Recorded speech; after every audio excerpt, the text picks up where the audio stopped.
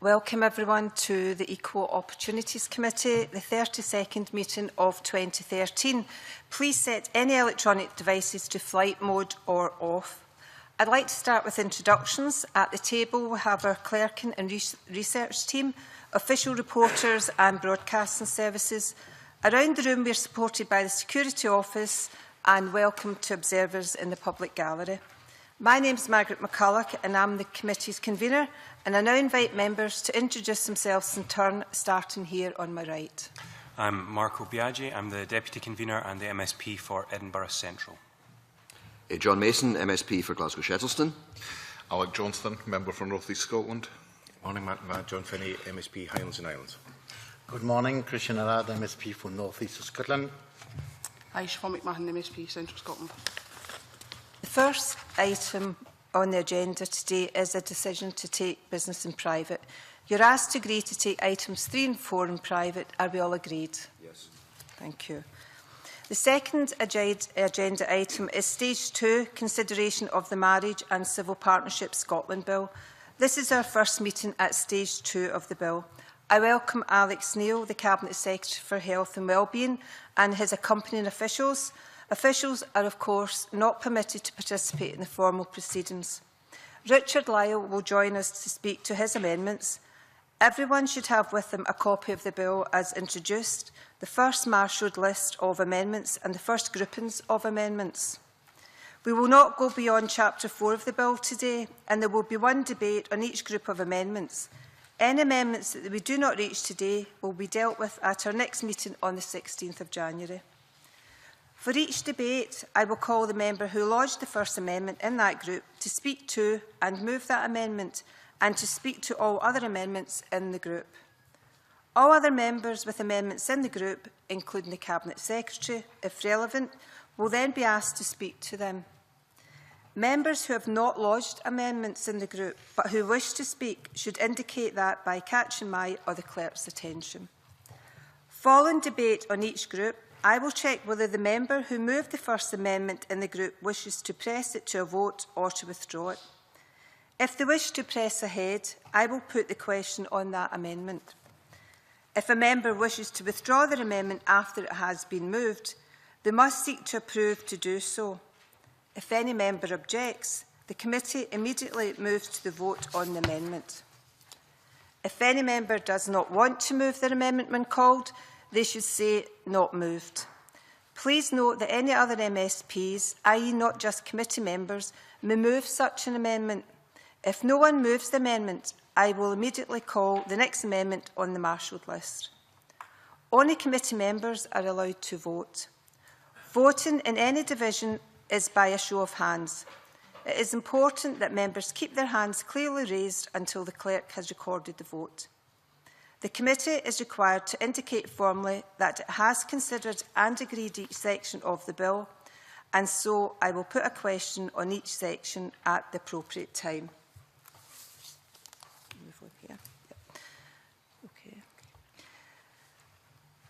The question is that section 1 to 3 be agreed to. Are we all agreed? Yes.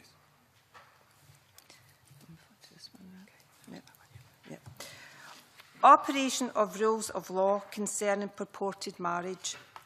Call Amendment 1 in the name of the Cabinet Secretary, grouped with Amendments 2 and 3. Cabinet Secretary to move Amendment 1 and speak to all amendments in the group. Thank you very much indeed, Convener. I so move Amendment 1 and speak to Amendments 1 to 3. These amendments have been placed following a suggestion from stakeholders, and I'll explain why. Section 4 of the bill ensures that references to marriage in existing legislation generally refer to both opposite-sex and same-sex marriage. In addition, Section 4(6) ensures that where being married or having been married is relevant to the operation of a common law rule, any such common law rule will apply equally to opposite-sex and same-sex marriage. It was suggested to us that Section 4(6) needed to be extended to refer to purported marriage as well. In particular, this could be relevant in relation to marriage by cohabitation with habit and repute. the last form of irregular marriage that is still recognised in Scotland. Marriage by cohabitation with habit and repute has largely been abolished in Scotland, but we do still recognise cases where a couple erroneously believed themselves to be married overseas, and it transpired after one of them had died that the marriage was not valid. We proposed a complete abolition of this recognition in the consultation on the draft bill, but consultees raised concerns, and as a result, we did not proceed with the proposed abolition. The amendments ensure that the concept of marriage by cohabitation with habit and repute in certain overseas cases extends to any same-sex marriages as well. Having decided to keep the concept, we need to ensure that it covers both same-sex marriages and opposite-sex marriages, and accordingly I am moving these amendments. Alex Johnson to speak. I just wanted to take the opportunity to ask the Minister to perhaps explain in slightly greater detail the meaning of the word purported, and to give us a clear indication that there is no possibility that there is an interpretation of the word that may take the effect of this amendment beyond that is intended. The purported refers only to the description that I've given. It is recognised in law where there has been a marriage, or people think there has been a marriage overseas, and where one of them has actually died, but the other remaining person, the remaining spouse, still believes that the marriage had taken place. So the definition I gave in my moving of the amendment is very, very tightly worded. Any other questions? No. Can I then ask the Cabinet Secretary to wind up, if appropriate? I don't think it's necessary. No. I'll cede my right to wind up on this one, Convener, okay, in the interest of time. Thank you, Cabinet Secretary. The question is that Amendment 1 be agreed to. Are we all agreed? Agreed. All agreed. Call Amendment 2 in the name of the Cabinet Secretary, already debated with Amendment 1. Cabinet Secretary, could you move it formally, please? I move formally. Thank you. The question is that Amendment 2 be agreed to. Are we all agreed? Agreed. Call Amendment 3 in the name of the Cabinet Secretary, already debated with Amendment 1. Cabinet Secretary. Formally. The question is that Amendment 3 be agreed to. Are we all agreed? Agreed. Moving on to powers to make subordinate legislation. Power to make different provision for different purposes, consultation procedures, etc. I call Amendment 4 in the name of the Cabinet Secretary, grouped with Amendments 5, 6, 7, 16, 28, 32, 34, 36 and 37. Cabinet Secretary to move Amendment 4 and speak to all amendments in the group. Thank you, Convener. I move Amendment 4, and I'll explain why we're moving these amendments, all of which are fairly technical amendments. First of all, let me deal with Amendments 4 to 7 inclusive. On Amendments 4 to 7, Section 4 of the Bill ensures that references to marriage in existing legislation generally refer to both opposite-sex and same-sex marriage. There is an order-making power in the Bill to enable ministers, where necessary, to make contrary provision. In some cases, ministers may need to amend primary legislation and may need to make different provision for different purposes. For example, we may need to use the powers in relation to devolve matters on public sector pensions, and when doing so, may need to make specific provision for transgender people to ensure that the spouses of transgender people do not lose out when their spouse acquires a new gender. Amendment 4 is to ensure that any order under Section 4 may make different provision for different purposes. Amendment 5 ensures that an order could amend primary and secondary legislation. Amendments 6 and 7 ensure that any order amending primary legislation is subject to affirmative resolution procedures, and this is in line with usual practice. In relation to Amendment 16, this relates to the regulations on the procedures for the administrative route for changing civil partnerships registered in Scotland to marriages. When the administrative route is used, there may be a need to check the couple's identity. Amendment 16 allows, did I say Amendment 6 is 16, different provision to be made for different purposes so that the regulations would have this flexibility to apply different procedures in terms of identity checks where the couple now live out with Scotland. Amendments 28 and 34. Amendments 28 and 34 relate to the order-making powers in the new Section 5D of the Gender Recognition Act 2004, inserted by paragraph 6 of Schedule 2 to the Bill. These powers relate to establishing a more streamlined procedure for persons in a civil partnership to obtain gender recognition. Amendments 28 and 34 follow comments by the Delegated Powers and Law Reform Committee. Amendment 28 extends the current consultation requirement in relation to any order and inserts a more detailed procedure. Amendment 34 ensures affirmative procedures would apply to all orders made under Section 5D. I now talk to Amendment 32. That amends the regulation-making power on the registration of marriages and civil partnerships following the issue of the full gender recognition certificate. The amendment ensures regulations can make different provision for different cases or circumstances.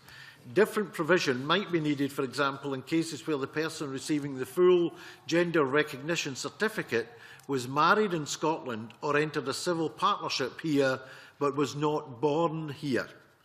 In relation to Amendment 36, this amends Section 54 of the Registration of Births, Deaths and Marriages Scotland Act 1965 on regulations about matters such as the form of registers for marriages.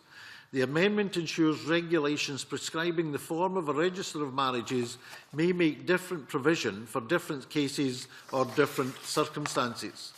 In relation to Amendment 37, this amends the order-making power at Section 31 on ancillary provision so that an order under Section 31 can make different provision for different purposes. This might, for example, be needed for cases where persons who married or entered a civil partnership here now live out with Scotland.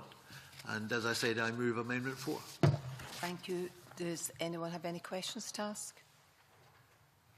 No. Cabinet Secretary, do you have anything else to say? No. Thank you. The question is that Amendment 4 be agreed to. Are we all agreed? Yes.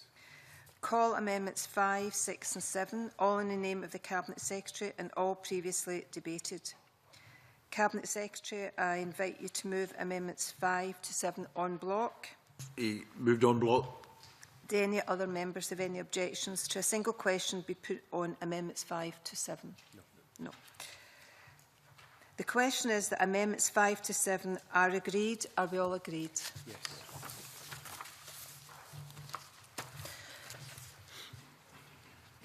So that one? Done that one? Yeah. The question is that Section 4 be agreed to. Are we all agreed? Yes. Yeah. Abolition of spouses' defence to charge of reset. Call Amendment 8 in the name of the Cabinet Secretary, group with Amendment 9. Cabinet Secretary to move Amendment 8 and speak to both amendments in the group. Convener, Amendments 8 and 9 remove the existing provision on reset and abolish the defence which currently exists in certain circumstances for wives. Reset is a crime which relates to the handling of stolen goods.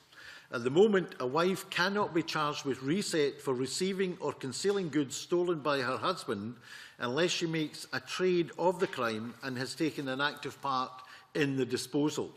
It appears that this defence for wives is because of a view that a wife has to cherish and protect her husband. This defence appears to be based on an old-fashioned view of the relations between the sexes. Originally, we considered that we should just not extend the defence to cases where two women get married. On reflection, though, it seems more sensible and straightforward to repeal the defence altogether. In case anybody is currently relying on the defence, the repeal will only take effect the day after the relevant provision in the bill comes into force. And I move Amendment 8. Do any members have any questions they want to ask? Alex Johnson. Just one very brief one for my own comfort. And would it be true to say that in such a circumstance there would be a straightforward defence of lack of knowledge or implication that could be used, and we're not simply incriminating wives by by repealing this law? I think that would be a fair assumption. Indeed. Thank you very much. Marco Biaggi.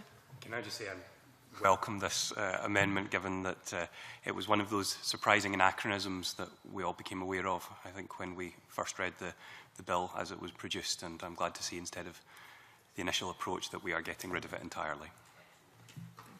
Cabinet Secretary, do you have anything else to say? No, not in this, Convener. Thank you. The question is that Amendment 8 be agreed to. Are we all agreed? Agreed. Good. The question is that Section 5 be agreed to. Are we all agreed? Are we all agreed? No. The question is that Section 6 be agreed to. Are we all agreed? Agreed. The question is that Schedule 1 be agreed to. Are we all agreed? Agreed. Yeah.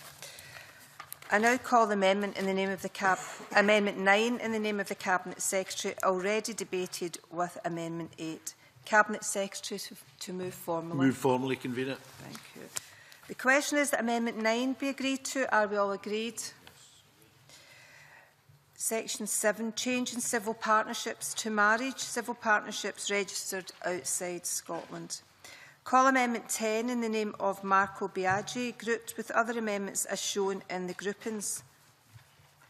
I point out that if Amendment 19 in the following group is agreed, we cannot call Amendment 18 and 20. It's preemption.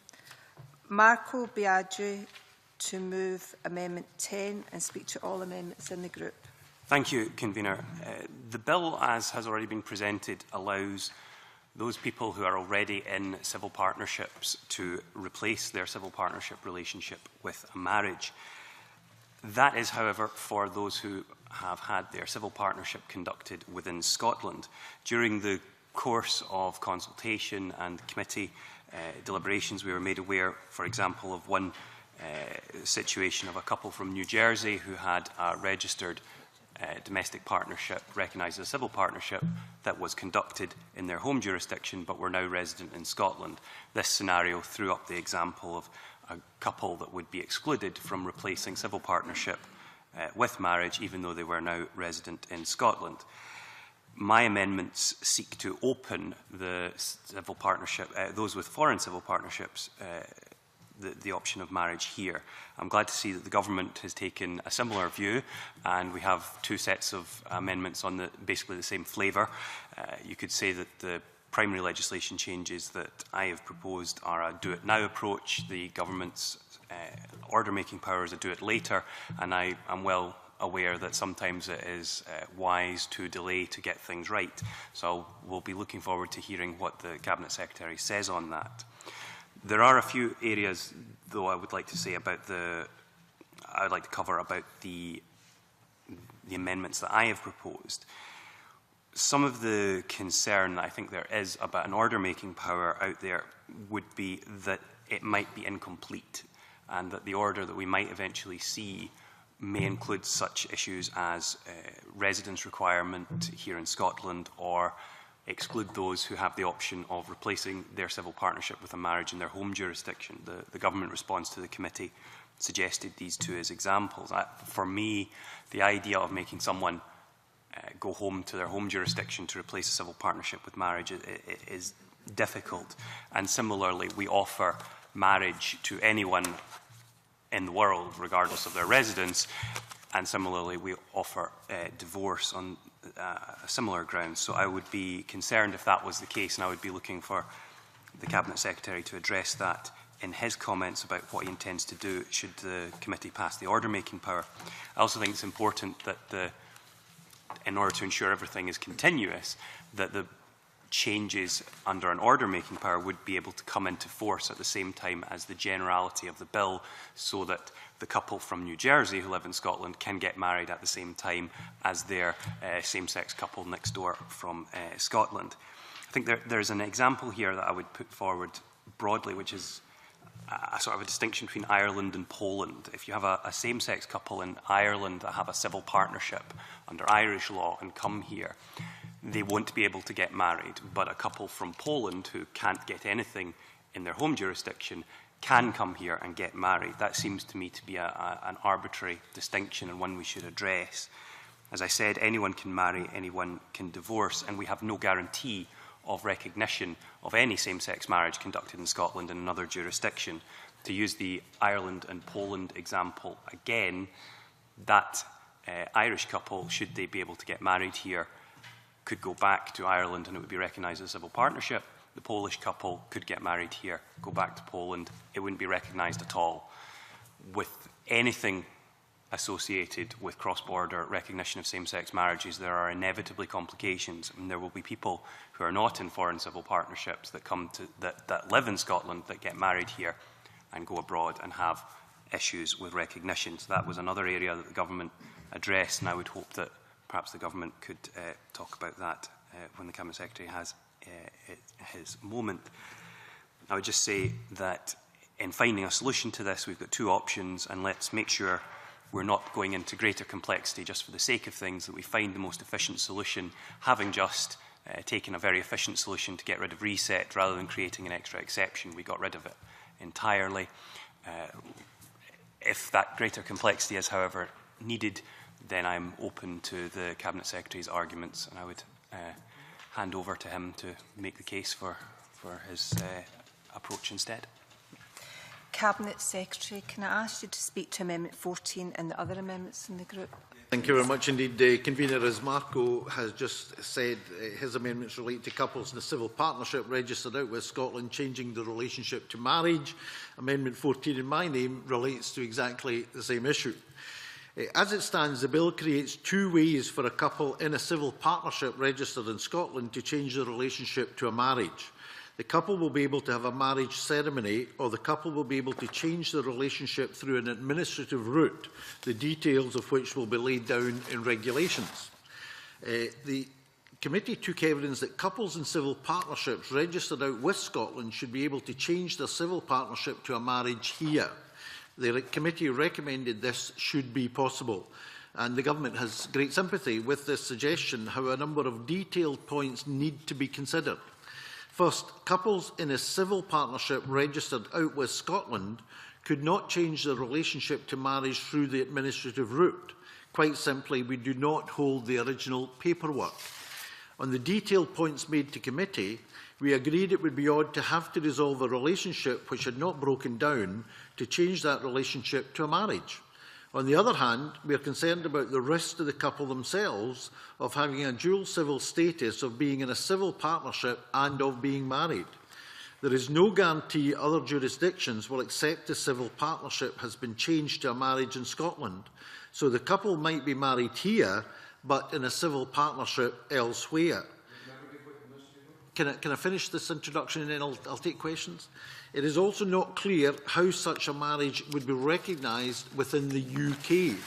For example, if a couple in a civil partnership from Northern Ireland changed their relationship to a marriage in Scotland and then moved to England or Wales, the UK government might face a difficult choice.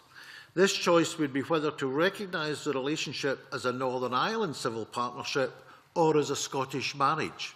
In addition, if the couple subsequently divorced in Scotland, it is uncertain if that divorce would be recognised in the home jurisdiction. It might instead continue to recognise the original civil partnership.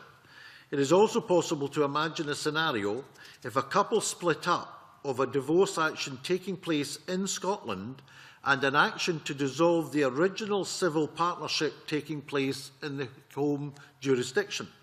The Scottish Government also needs to consider the views of the home jurisdiction.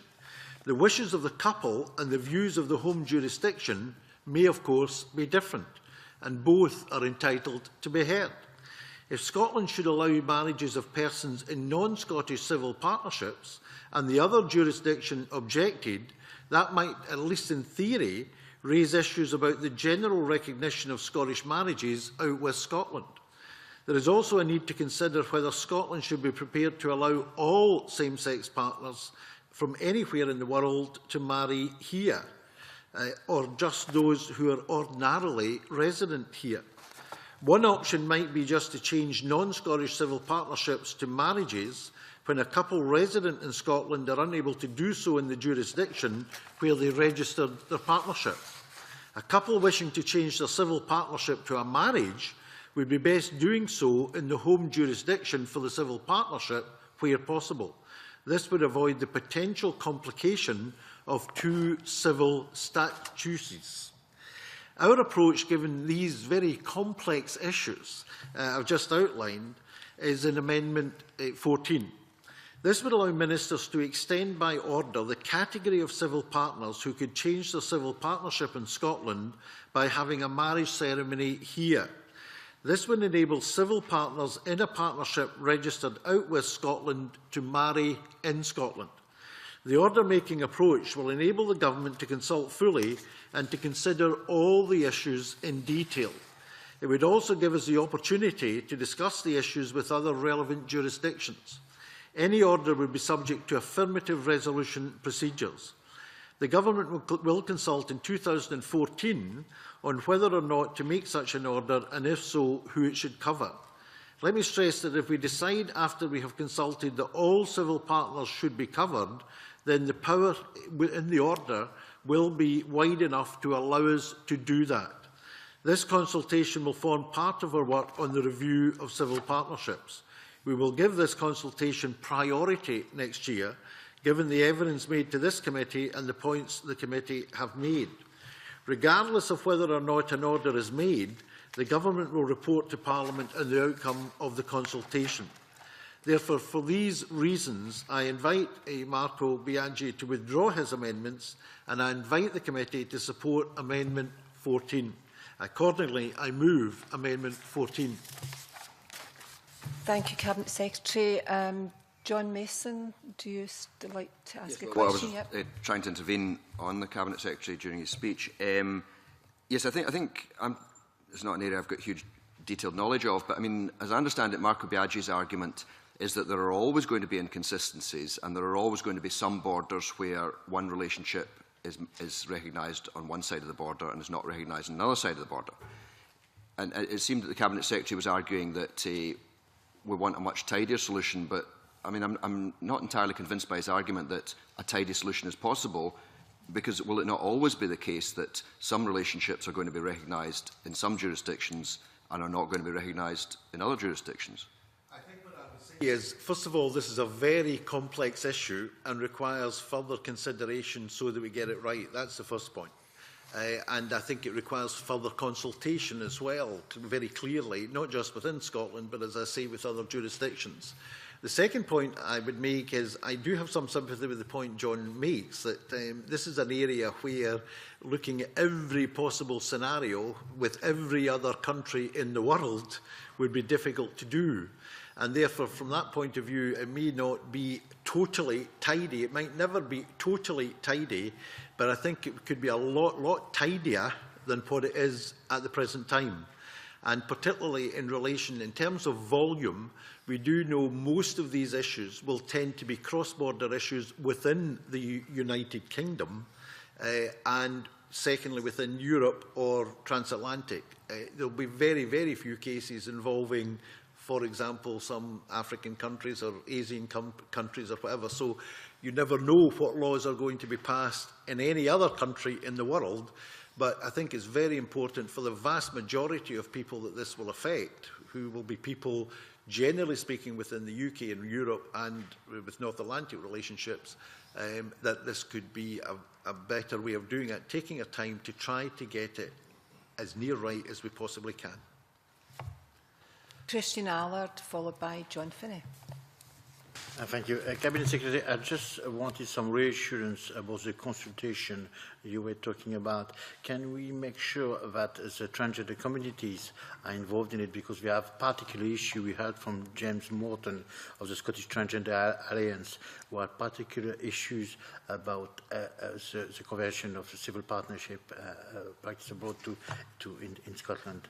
The consultation will be very wide, and in fact, we would consult widely with the committee as well, so that my my task all along in terms of this legislation, as far as possible, has been to take people with us. I know obviously the principle and some of the principles contained in this legislation are somewhat controversial, but moving beyond the principles, we're now looking at the practicality of how we apply the principles approved at stage 1. And I think in terms of looking at the practicalities, hopefully we can maximise the consensus across Scotland, including all the various interest groups and the committee. John Finney. Thank you, Convener. Morning, Cabinet Secretary. Cabinet Secretary, in relation to colleague Marco Biagio, a couple of phrases he used, one of the options was do it now. I have to say, generally, that would be my preference, given that this is now, this is when we are dealing with this situation.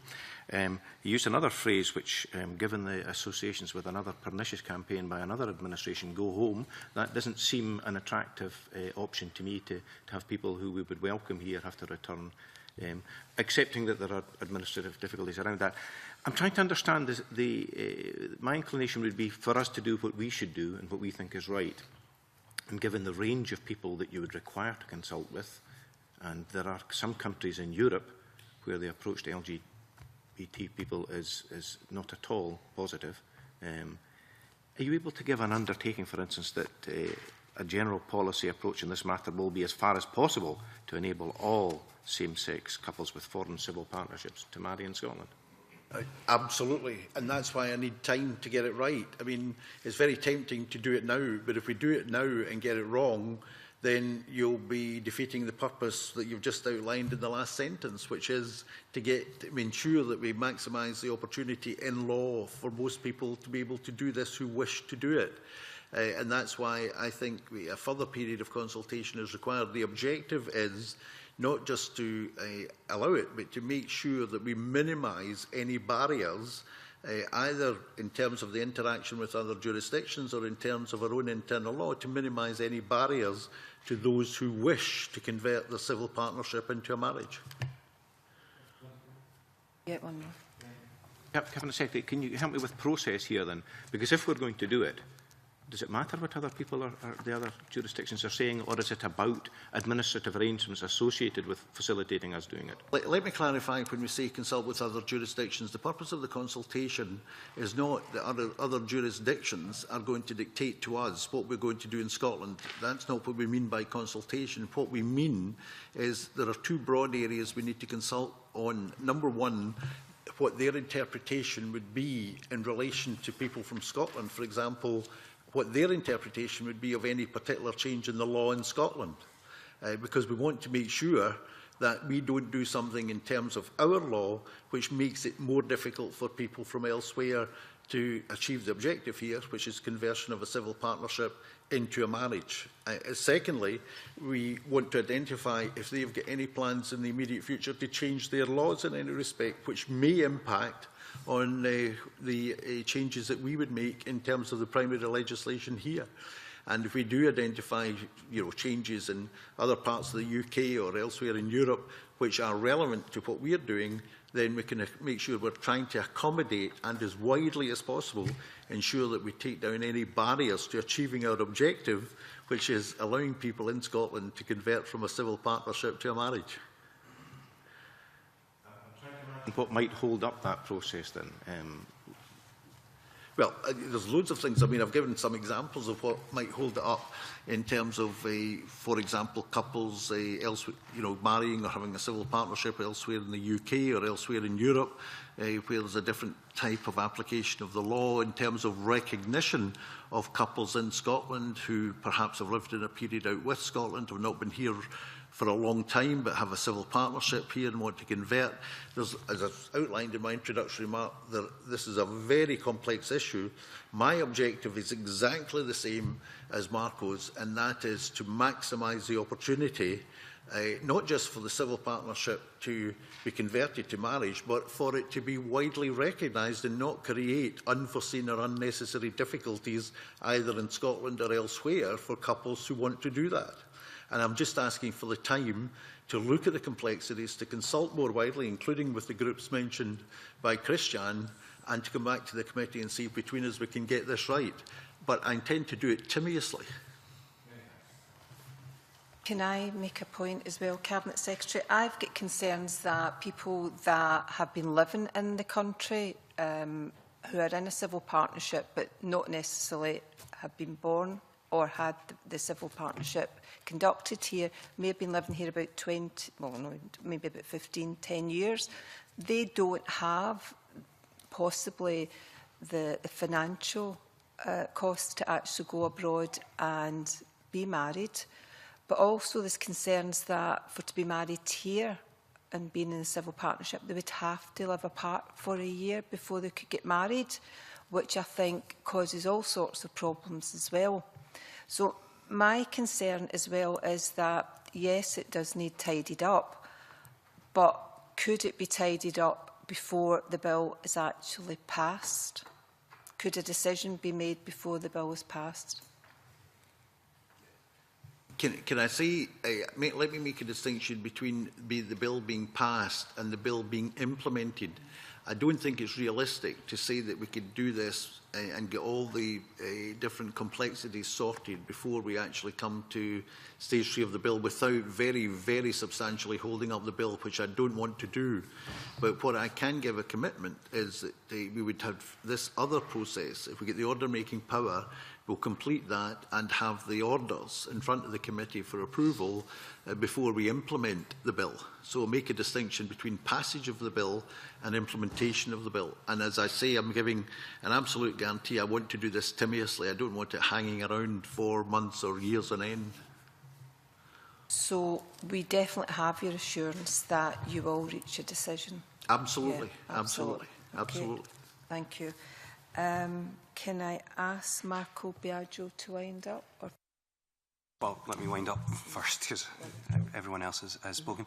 I think it's notable there weren't actual direct attacks on the competence of the amendments. It's simply about the implementation. I do worry a little bit about the Cabinet Secretary's statement about consulting with all the jurisdictions, because that will be a great number, even if you just look in Europe. And the example I gave of Poland was quite deliberate, because Poland has a constitutional ban on same-sex marriage, so we're never going to have our same-sex marriages recognised over there, and these problems are going to happen. But I recognise, I think that the real issue is within the UK, given the overlapping set of laws there.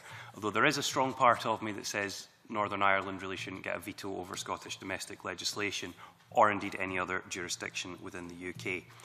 I do have sympathy for what John had said in support of my amendment, so we're just not going to get an entirely clean solution on this, regardless of what we do. But the area I'm really looking for, and the area I was slightly disappointed in your initial comments on, but have been reassured by what you've said afterwards, is the desire to maximise the availability of registration of marriage here to people in foreign civil partnerships. So with that regard, the comments that were originally made about residence or going back to home jurisdiction, I think there's a general feeling here that that might not be appropriate, and I think that the Cabinet Secretary is hearing that, and on that basis I would be content to withdraw. Okay. Marco Biagio wishes to withdraw Amendment 10. Can I ask if any member objects to withdrawal of the amendment? No? No? No? Okay. No members object, so Amendment 10 is withdrawn. I now call Amendment 11 in the name of Marco Biagio, already debated with Amendment 10. Marco Biagio, to move or not move? Not moved.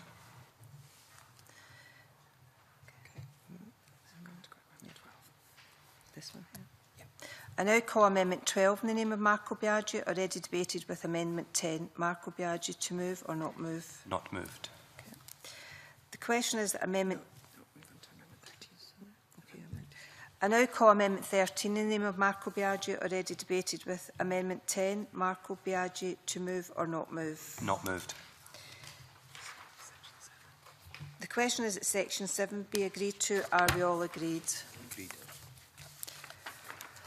call Amendment 14 in the name of Cabinet Secretary, already debated with Amendment 10. Cabinet Secretary to move formally. Can I move formally, Convener? Can I also just say, because I obviously listen and take very seriously what committee members say, that actually I am happy to come with a draft of the consultation and the timescale to the committee early in the new year to reassure committee members of our intentions. Thank you, Cabinet Secretary. The question is that Amendment 14 be agreed to. Are we all agreed? Agreed. Agreed. Okay. Power to provide for effective change in civil partnership into marriage or of renewed marriage or civil partnership following the change of gender. I call Amendment 15 in the name of the Cabinet Secretary, group with Amendments 19 and 35. I want to point out that if Amendment 19 is agreed to, you cannot call Amendments 18 and 20 of the previous group. That's pre-emption.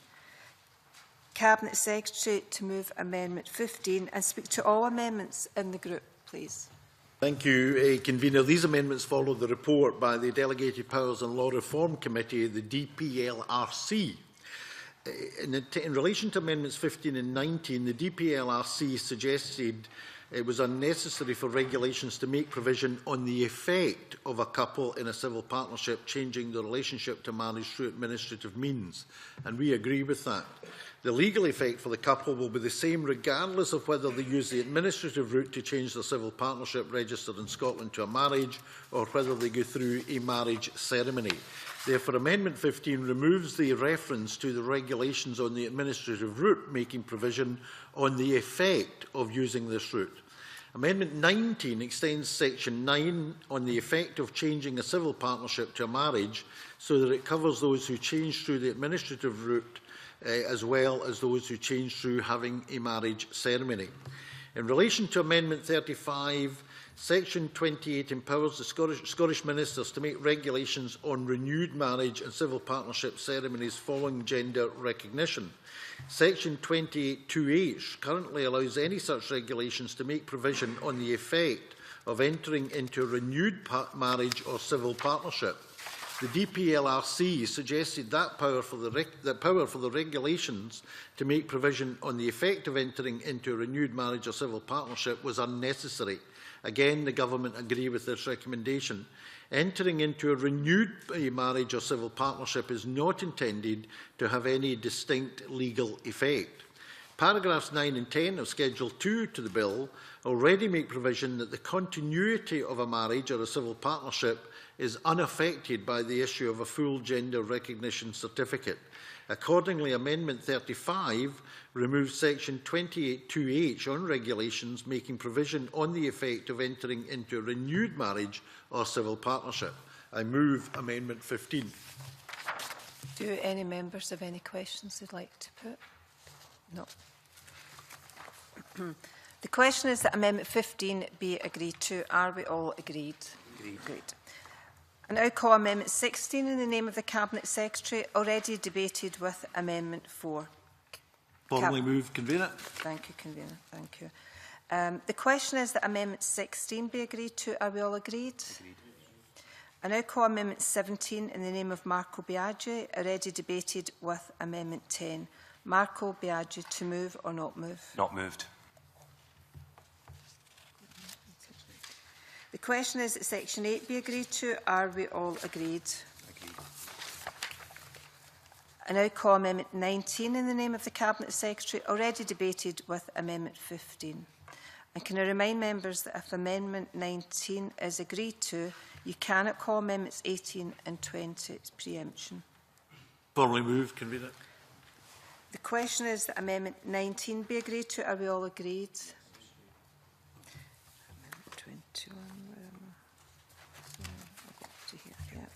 I now call Amendment 21 in the name of Marco Biagi, already debated with Amendment 10. Marco Biagi to move or not move? Not moved.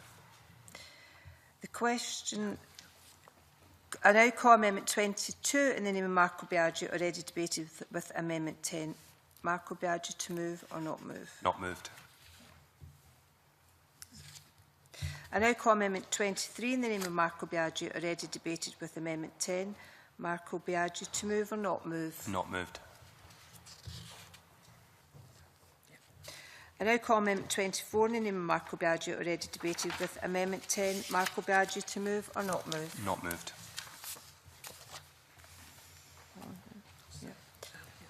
The question is that Section 9 be agreed to. Are we all agreed? Agreed. Now moving on to corrections and other minor amendments. Call Amendment 25 in the name of the Cabinet Secretary, group with Amendments 27, 30 and 33. Cabinet Secretary, to move Amendments 25 and speak to all amendments in the group, please. Thank you, Convener. These amendments relate to relatively minor matters. Amendment 25 corrects a minor drafting error. Section 81A2 of the Marriage Scotland Act 1977 is being amended by the bill. Section 81A2 of the 1977 Act refers to marriages in the plural rather than marriage in the singular. The changes made by the bill need to reflect the current terminology in the 1977 Act. With this amendment, the changes made do reflect the current terminology. On Amendment 27, this relates to declarators of marriage, a court judgment that a valid marriage exists or existed between two parties. Cases in this area are rare but do take place. Since April 2009, 2 cases have been initiated in the Court of Session, both in 2010-11. Section 21 of the bill clarifies the jurisdiction of the Sheriff Court in relation to declarators of marriage. It does so by amending Section 8 of the Domicile and Matrimonial Proceedings Act 1973. Amendment 27 is a minor consequential amendment. It adds declarators of marriage to a list in Section 8.1 of the 1973 Act. In relation to Amendment 30, this removes paragraph 8.2a of Schedule 2 to the bill. The Government has now concluded that this particular minor amendment is unnecessary. Schedule 3 to the Gender Recognition Act 2004 makes provision on registration matters in Scotland following the issue of a full Gender Recognition Certificate, or GRC. Under the 2004 Act at the moment, the Registrar-General is required to make an entry in the Scottish Gender Recognition Register in relation to the person's birth after receiving a copy of the full GRC. The bill currently extends that requirement to cases where the applicant is in a marriage or civil partnership registered in Scotland. However, this, we believe, is unnecessary. If a person receiving a full GRC was born in Scotland, the Registrar-General will continue to receive a copy of the certificate under the existing provisions of the 2004 Act.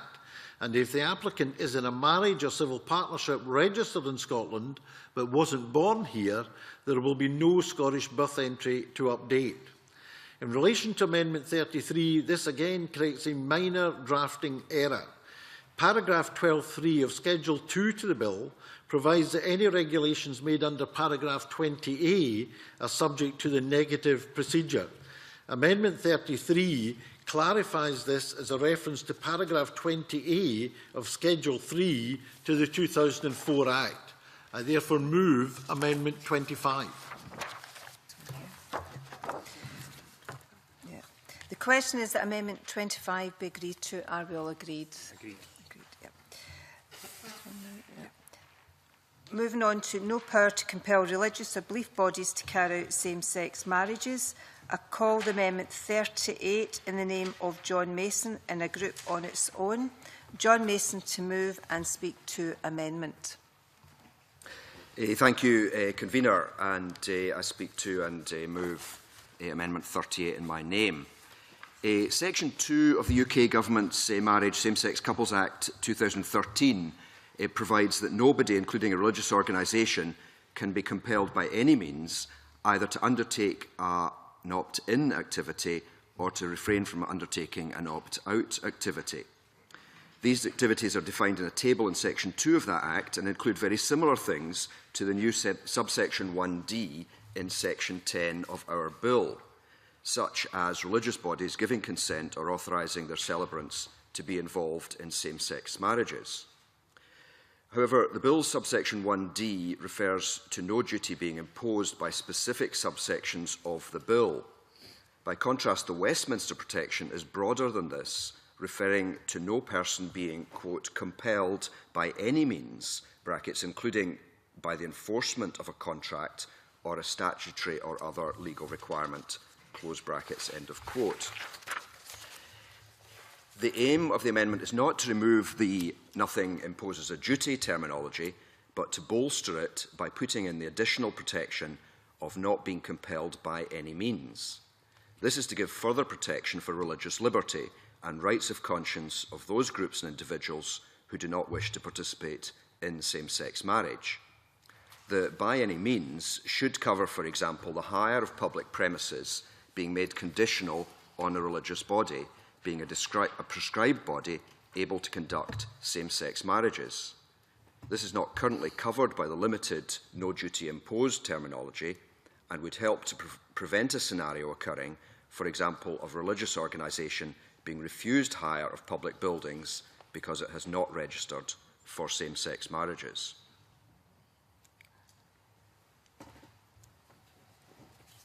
Could I ask if any members want to ask a question or make a point to give them now, and the Cabinet Secretary or John Mason can answer them in the wind-up section, please? Do any members have any questions they would like to ask? No questions? No. Cabinet Secretary. Thank you very much indeed, Convener. Can I say I don't consider Amendment 38 as necessary, and I would appreciate John Mason agreeing to withdraw it. And let me explain why. Throughout this process, the Government recognised that religious bodies would have concerns. Our first consultation sought views on the best way of protecting religious and belief bodies that do not wish to take part in same-sex marriage. Following this consultation, we indicated that an opt-in system would be established so that religious bodies had to apply to take part. In addition, the bill already has provision at Section 10, making it clear that the bill does not impose a duty to opt-in and does not impose a duty on a person to apply for temporary authorisation. The bill even makes it clear that a person who is an approved celebrant for same-sex marriages is under no duty under the bill to solemnise same-sex marriages. We have also agreed an amendment to the Equality Act 2010 with the UK Government to protect individual celebrants from actions of discrimination. So considerable steps have been taken to protect bodies and celebrants, and I believe this approach has been supported by the evidence received by this committee. In terms of the amendment, our view is that it is best to tackle this issue as we have done in the bill. It is the bill which is establishing same-sex marriage in Scotland. We have therefore established an opt-in system and have said that the bill creates no duty to opt-in. As a result, the approach taken in the bill just now to protections directly mirrors the approach taken on the establishment of same-sex marriage. Adding more provisions in this could cause confusion. In particular, it is not clear what is meant in the amendment by the enforcement of a contract or a statutory or other legal requirement. Including these words in marriage legislation might suggest there is a statutory role for religious and belief bodies in marriage ceremonies beyond the role under the Marriage Scotland Act 1977. Therefore, in conclusion, I would suggest that Amendment 38 is unnecessary given the comprehensive protections already in place to protect religious bodies and celebrants, and, if passed, could cause confusion. So I would invite John to withdraw the amendment, and I'm happy to meet John and others to discuss further the protection of religious bodies and celebrants, if that is helpful. Can I ask John Mason to wind up, to press or withdraw? Thank you, Convener, and thank you to the Cabinet Secretary for his comments. I'm afraid, I do remain unconvinced by the Cabinet Secretary's assurances. He repeatedly emphasised the wording "the bill" in his speech, and that is, in a sense, exactly the point that concerns me and others, not, I think, and frankly, just in this amendment, but in a number of amendments, because it is more how other organisations might use their position in future that I think is concerning to some of us. And the specific example I gave for example, is that a local authority did not wish to hire out premises, for example, to a church, because that church did not toe the line on same-sex marriage.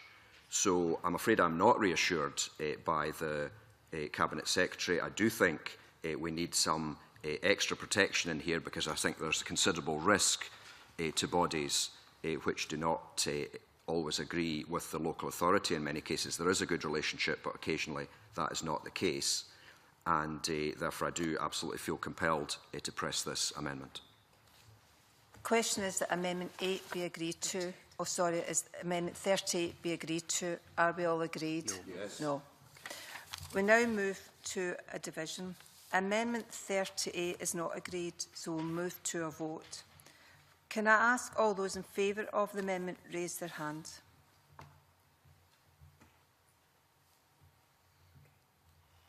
And can I ask all those not in favour to raise their hand? No one wishes to abstain. The result is...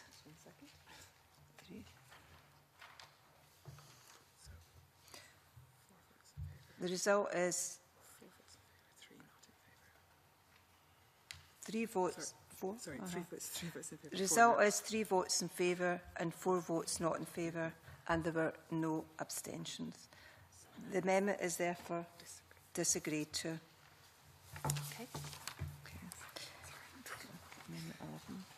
Section 11. The question is that Section 10 be agreed to. Are we all agreed? No. No? No. No. Okay.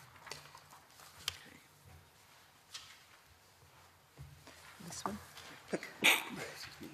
The dissent of Alex Johnson, John Mason.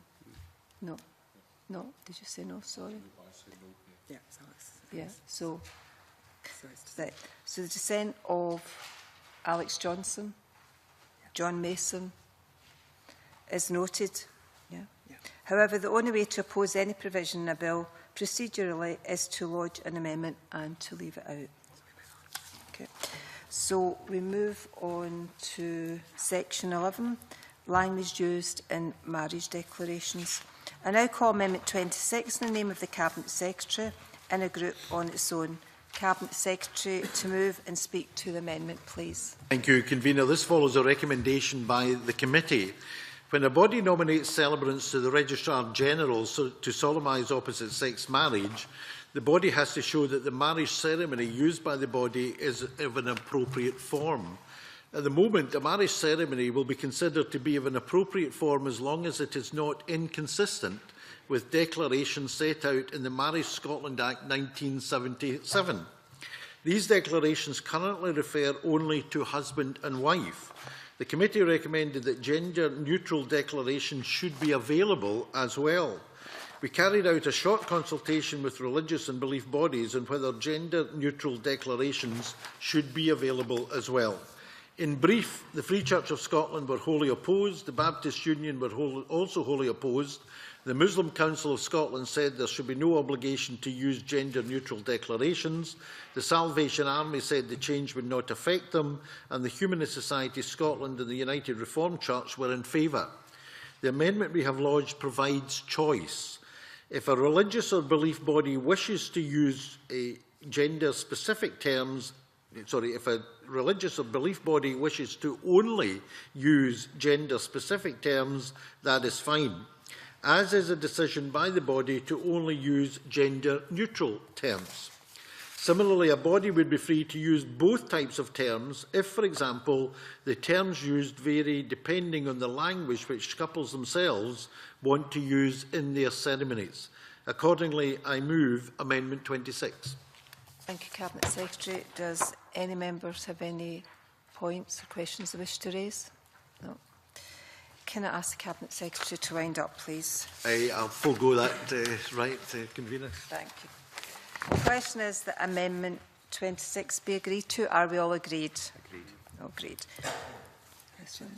Yeah. And the question is that Section 11 be agreed to. Are we all agreed? Agreed. Agreed. The question is that Section 12 to 14 be agreed. Are we all agreed? Agreed. Yeah. We will now take a short break for 5 minutes. Thank you.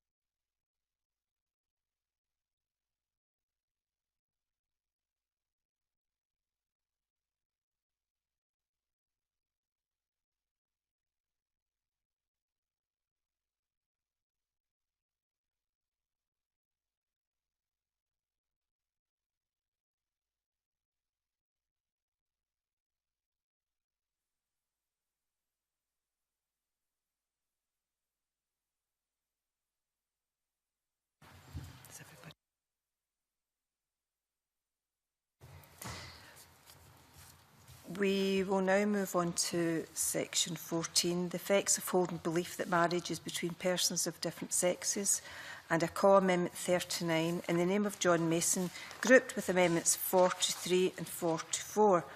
John Mason to move Amendments 39 and speak to all amendments in the group, and Richard Lyle to speak to Amendment 43 and other amendments in the group. John Mason, please. Thank you, Convener, and I speak to Amendment 39 and the others in the group and move Amendment 39 in my name. This is quite a short addition, which perhaps I should read, which states protecting, well, the heading protecting the expression of belief in marriage between persons of different sex. For the avoidance of doubt, a belief in marriage as a voluntary union between one man and one woman to the exclusion of all others for life is a belief worthy of respect in a democratic society. So it is a simple statement which I really cannot think anyone could object to. The purpose of the amendment is to reflect the very high level of public concern about same-sex marriage. We need to make absolutely certain that should the law be changed, those who hold to the current definition of marriage will be fully protected. This goes beyond the frequently cited issue of preventing churches or religious celebrants being required to marry same-sex couples. It is a wider issue. It is perhaps difficult for some to appreciate the strength of deep personal conviction with which a great many people hold to the view that marriage can only be between a man and a woman. Belief in the current definition of marriage has been the mainstream prevailing view in our society for centuries, and is a key part of the faith of many Christians, Muslims, Jews and others. It's the hallmark of a democratic society to show tolerance and respect for those whose views may differ from the state's position. The policy memorandum itself states that, quote, many people and organisations hold the view that marriage can only ever be between a man and a woman. The government has made clear its respect for this view, paragraph 97. The Director of Stonewall Wall Scotland, Colin McFarlane, told the committee that not believing in same-sex marriage does not make an individual homophobic in any way, shape or form. Likewise, the committee's own Stage 1 report states that, quote, we recognise the validity of perspectives on all sides of this issue. We recommend to members of the Parliament to approach the Stage 1 decision with the same dignified tenor as our evidence sessions and with due respect for a diversity of views. So this concept of respect for different views has come up a lot of times and is something I certainly personally believe very strongly in. This view is not universally shared, however, and a lack of respect for those who disagree with same-sex marriage has been evident. For example, when our own Deputy Presiding Officer, Elaine Smith, was verbally attacked and vilified for expressing her opposition to same-sex marriage, and I have to say I've had some experience of this myself. Should the redefinition of marriage be agreed by Parliament, it is vital that individuals and organisations who do not agree with the new definition feel free to express that disagreement without fear of reprisal. By agreeing to this amendment, Parliament would be sending the strongest possible signal that intolerance of those who continue to believe in the previous definition of marriage will itself not be tolerated. The amendment expressly states that belief in marriage as the union of one man and one woman is a belief worthy of respect in a democratic society. I understand this is a key wording used by the European Court of Human Rights. This would provide, amongst other things, reassurance for public sector employees who believe in traditional marriage and put assurances that the legislation will not penalise those who believe that marriage is only between a man and woman on a statutory footing. The Deputy First Minister said in July last year that, quote, our overriding concern will be to respect the variety of views that exist on this issue. And I would hope, therefore, that the committee and the government would back this amendment. Just to briefly mention amendments 43 and 44, which I know Richard Lyle will be speaking to, it does seem to me that both of these amendments deal with a specific issue, fostering an adoption in the case of 43 and charitable status in the part of 44. And they seek to clarify issues which I know we will get assurances that these are unnecessary, but there remains quite a lot of doubt because there have been issues in the past where we've had reassurances that have, over time, not held water. And the danger is, I think, if we do not accept Amendments 43 and 44, that a message is being sent out that it would be acceptable to discriminate against, for example, Christian parents who have traditional views, and they could be stopped from adopting or fostering, and similarly the risk that Oscar, as they have done before, would start removing Christian groups or religious groups from the charitable register. Thank you. Thank you. I now ask Richard Lyle to speak to Amendment 43 and other amendments in that group, please. Thank you, Convener. Today I speak and move the amendments in my name. As many members know, I have personal experience of how this system works. My wife and I adopted our daughter some 31 years ago.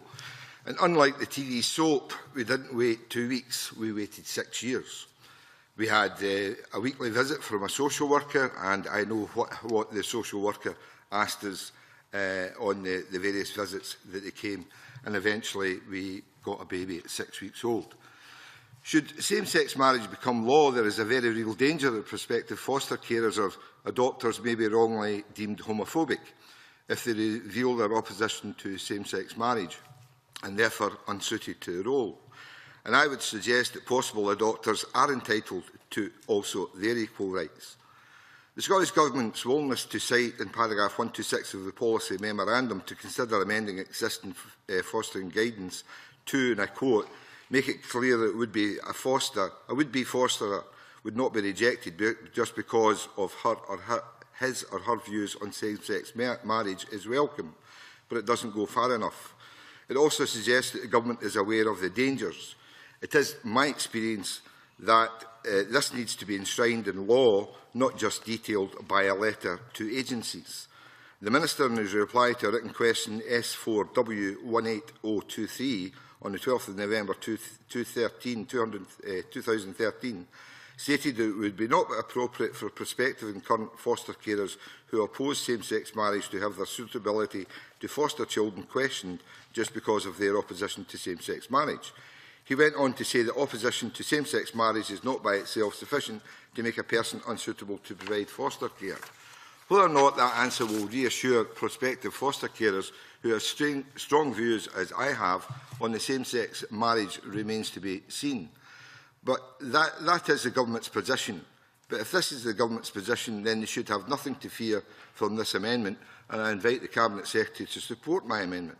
I trust that all members of the committee will agree it would be a terrible injustice for everyone concerned if otherwise suitable foster carers or adopters were turned down because of their views on marriage. The legislation should therefore include a clause stating that views on the nature of marriage cannot be taken into consideration during the process of approving prospective foster carers or adoptive parents. Childless couples who wish to adopt, who go through various emotional concerns, are very worried about this bill, and I believe that we should alleviate their fears and ask members to support this amendment. And I ask members to support this amendment 43. In regards to 44, the aim of this amendment is to ensure that an organisation's charitable status cannot be removed because it believes in traditional marriage. Scottish civic society is teeming with charitable organisations, as John Mason has just said, who, due to their religious ethos, could be uncomfortable with same-sex marriage, and indeed many publicly have said so. The loss of their charity status could also lead to their closure, which would have a hugely detrimental impact on the vulnerable people who rely on the services they provide. Despite previous ministerial assurances regarding the future of the Catholic adoption agencies, the Office of the Scottish Charity Regulator, Oscar, is currently in the process of removing charitable status from St Margaret's Children and Family Care Society because St Margaret's gives preference to married couples. I know them well. We actually applied 30 years ago to adopt through them, but unfortunately they didn't have any children at the time. That which politicians currently say will not happen may very quickly become normal practice if there are no robust legal protections in place. The amendment should simply ensure that Oscar could not consider an organisation's position on same-sex marriage when assessing its charitable status. If, as it seems, it is not the Government's intention that charitable status should be at risk from a body's view on marriage, then again they should support this amendment, which I simply would simply put the matter beyond doubt, and I would invite the Cabinet Secretary to support this amendment and other amendments in my name. Thank you.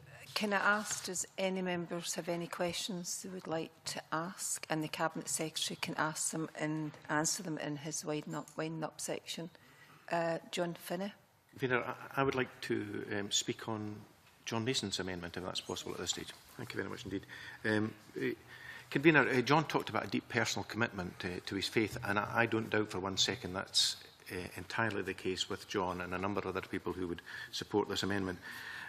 I would hope John would likewise recognise that there are a number of people, and I include myself, who have a deep personal commitment to equality and social justice, and that's how I would see the line of this legislation that is progressing just now. John also talked about vilification, and I would join him in condemning anyone on either side of the debate who's been the subject, and I have to say I've had some, we'll describe it as intemperate communications directed to me as well, and I don't think that's helpful at all in our democratic process, but perhaps people, it shows the strength of feeling, but it shouldn't be condoned. We should all be civil to each other.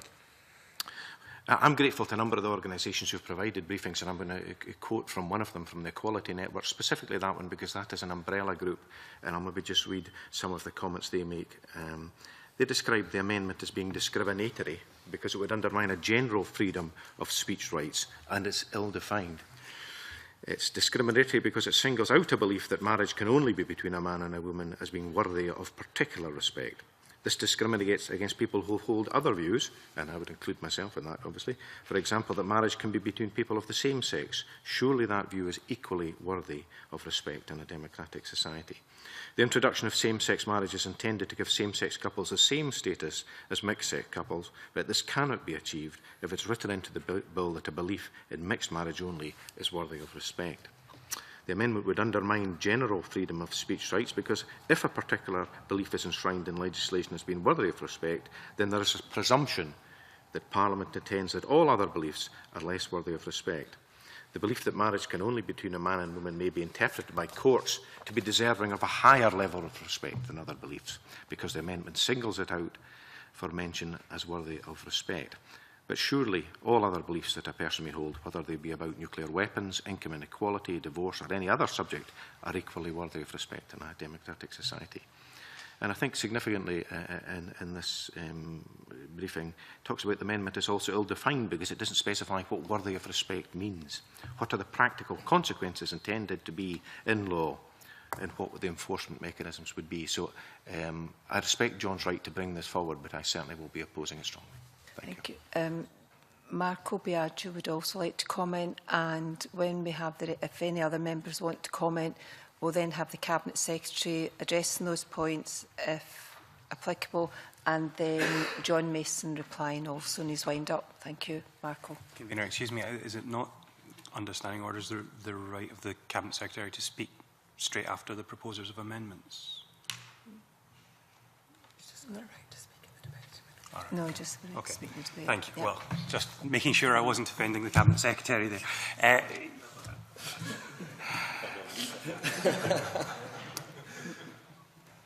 I take a very similar view to John Finney, and I have been appalled by many of the things that have been said by people that claim to be on the same side as me in this debate.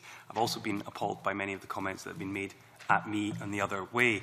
To quote just one, for example, would you vote to allow ritualised child sacrifice, to allow the Church of Satan to be true to their faith? That was actual email I received yesterday. We don't get anywhere by trying to say one side is better or worse than the other. And both sides in this debate have views that are worthy of respect. That's why I would agree with John Finney saying that singling out one for the bill sends a difficult message, not just to the generality of society, but also potentially to the courts. And on the question of Richard Lyle's amendments with regard to adoption and fostering, while I understand where he's going in terms of the opposition to same-sex marriage is not a homophobia perspective, I would be concerned about an adoption agency what the unintended consequences of this, where an adoption agency might, for example, be finding a place for a child who had been in a previous point, or perhaps for a long period, with a same-sex couple, and at that point moving them into another family where there might be objection to the previous arrangements, would actually be a material consideration. So while I appreciate what you're trying to do in protecting the generality, I think the specifics of this are difficult, and I'm sure the Cabinet Secretary will be able to address more generally how the views of prospective adoptive parents will already be very broadly protected in this area. So I too will be opposing the amendments in this group. And finally, Cabinet Secretary, I would like, just in your discussion, just to confirm, for matter of clarification, that it is actually a bill that does not interfere with religious or belief organisations, and they do have the option to opt in. Thank you. Absolutely, per my previous contribution, Convener.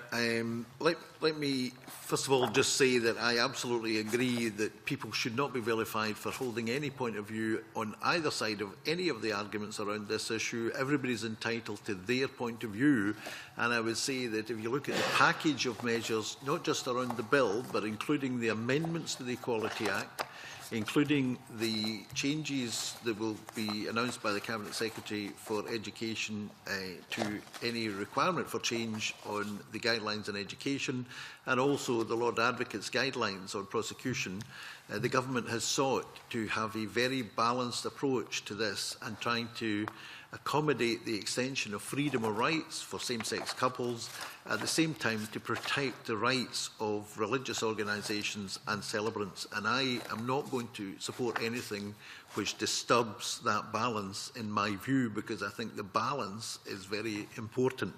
Now, let me comment specifically on the amendments. First of all, Amendment 39. I don't consider that this amendment is necessary. There is nothing in the bill which could stop persons from being able to express the belief that marriage is between one man and one woman. It is, of course, a belief which is worthy of respect in a democratic society. Section 14 of the bill makes it clear that existing rights to freedom of speech are unaffected by the introduction of same-sex marriage, and I'm concerned about an amendment of this nature. If we were to put provisions in this bill purporting to increase freedom of speech protections, it would raise questions about whether other areas where there is no specific legislative provision, such as, for example, in relation to abortion and divorce. It's not entirely clear what belief being worthy of respect would mean in law in any case. The provision could mean different things to different people. For example, the provision could be taken to mean that a belief could not be criticised in any way, which I'm sure is not the intention, but nevertheless it could be interpreted in that way. In relation to Amendment 43, I do not consider it necessary or appropriate to amend the law on adoption or fostering following the introduction of same-sex marriage. It is already the case that views on same-sex marriage cannot of themselves disqualify anyone from becoming a foster parent or a foster carer or an adoptive parent. And what's important is obviously the welfare of the child. That's absolutely central. Potential foster carers and adopters are assessed in their ability to provide safe, loving and nurturing home environments for children. This has always been the case and will continue to be the case. The assessment process is designed to ensure that decisions on suitability are not made on the basis of one view, characteristic or experience, but must look at the whole ability of carers to meet the needs of children. Views on same-sex marriage are of themselves likely to be irrelevant and should not prevent prospective adoptive parents or foster carers from being successful by their applications, and that is already in law. And therefore, again, I don't think this amendment is required. In terms of Amendment 44, again, I don't think this amendment is required. There's nothing in the bill which would adversely affect an organisation's charitable status based on its beliefs in relation to marriage. Section 14 of the bill makes it clear that freedom of speech is not affected by the introduction of same-sex marriage in Scotland. Religious and belief bodies are therefore entitled to hold views and to preach and express these freely, provided they're not constituting a public disorder or inciting violence as outlined in the Lord Advocate's prosecutorial guidance in relation to same-sex marriage. Decisions on charitable status are for the Office of the Scottish Charity Regulator, OSCA, but they have to act within the law. Charities may express views on any matter which is in furtherance of their charitable purposes, and in doing so should not jeopardise their charitable status. On this basis, it's extremely unlikely that a church, for example, could lose its charitable status for speaking out against same-sex marriage. OSCAR has advised that where charity trustees express views on behalf of the charity, for example, in relation to same-sex marriage, which are unconnected with the charity's purposes, this would be an issue of trustee conduct rather than charitable status. Finally, an amendment to the 2005 Act in respect of views on same-sex marriage might have unintended consequences. It could cast doubt about the expression by a charity of a view on other issues, leading to the need to repeatedly amend the 2005 Act to make provision about each issue. On this basis, I would therefore urge the committee to oppose these amendments. Thank you, Cabinet Secretary. Can I ask John Mason to wind up, press or withdraw, please? Thank you, Convener, and thanks to those who have contributed. If I could just briefly comment, I mean, I very much share John Finney's comment about the commitment to equality. I think that is what we are all trying to get here, and the various comments are welcome that we should all be civil in the way we conduct this debate between us. Now, the claim is that this amendment would be discriminatory in some way because it particularly highlights one belief and doesn't refer to other beliefs which are equally valid. And I think that is the position because I think we are in the position that we see in practice in the courts that they tend to discriminate amongst the protected characteristics under the Equality Act 2010. And they do favour some protected characteristics over and against others. Mark Ubiagi's point that we can't say one side's better than the other, that they should all be treated equally. I mean, I do agree with that, but I think the reality is that, and I would say it's a fault of the Equality Act 2010, which, as it happens, I was also on the committee for, and which we also discussed this point, because the government at that time refused to say that all protected characteristics were equal, and for that matter, it refused to put them in a hierarchy. But I think the experience both before and since that Act was passed has been that the courts in practice do create a hierarchy, and in a sense they're forced to, because if they have two conflicting protected characteristics, they have to choose one over the other.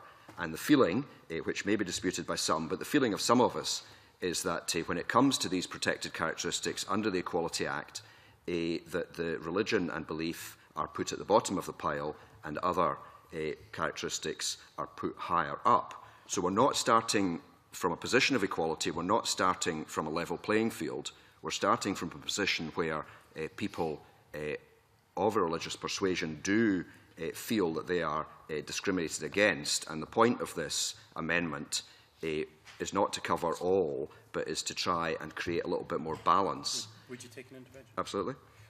I appreciate there can be a difference between feeling and reality in these situations, but are you arguing that this is a feeling or that this is the reality? And if you're arguing that it's reality, can you substantiate this with reference to cases that have gone against religious interests?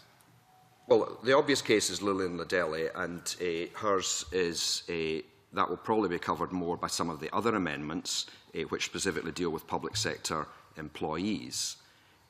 But that would be a case where there has been no room for manoeuvre given to an individual employee's conscience as against the overriding alleged responsibility of a local authority, despite the fact the local authority had the freedom and the ability to provide a service in a flexible way.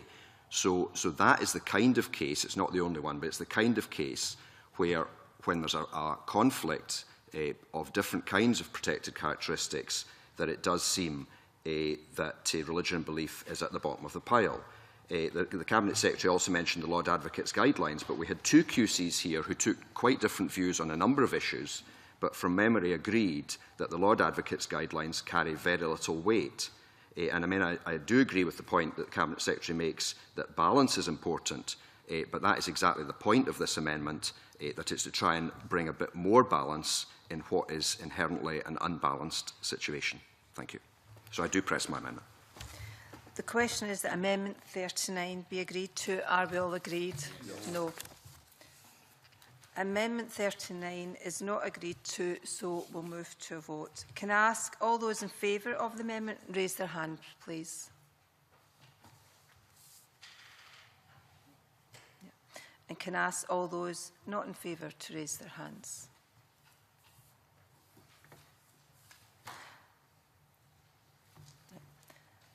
The result is 3 votes in favour and 4 votes not in favour, and there were no abstentions.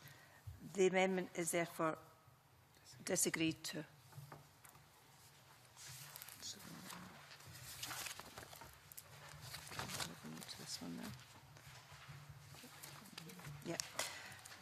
Moving on to effective holding belief that marriage is between persons of different sexes, the public sector employees and services. I now call Amendment 40 in the name of Siobhan McMahon, grouped with Amendments 41 and 42. Siobhan McMahon to move Amendment 40 and speak to all amendments in the group, please. Thank you, Convener, and it's my pleasure to speak to Amendment 40 and to move it in my name and to speak to the other amendments in the group. The bill does not protect civil registrars who do not wish to officiate at same-sex marriages. The Scottish Government claims that as registrars conduct a civil function, it is not appropriate to allow them an opt-out on conscientious grounds. However, a long-standing member of staff being required to do something against their conscience and which has never previously been part of their job is surely a scenario that employees should be protected from. Registrars face having their job transformed around them, and since the Scottish Government is responsible for this transformation, it is incumbent upon the Scottish Government to provide protection for those who are disproportionately affected. There are other areas where, in a free society, conscientious objections are respected. The right of doctors to refuse to participate in an abortion is an example, as is the right of conscientious not to fight in times of war, or the right of atheists not to participate in religious observance in schools. Public bodies are able to fulfil their duties while respecting the conscientious objections of other employees. If there is no disruption to the carrying out of the civil function, why should there not be scope for conscientious objections to be respected? It seems perfectly clear that reasonable accommodation could be made to the effect that a registrar who would be able to opt out of solemnising same-sex marriage, as long as the service provision was not unduly disrupted. The bill should therefore contain a specific conscience clause requiring local authorities to allow civil registrars to opt out of performing same-sex marriages as proposed in my amendment. In relation to Amendment 41 and 42, an important principle which should be prioritised in assessing how to fulfil the public sector equality duty contained within the UK Equality Act 2010 is that of reasonable accommodation.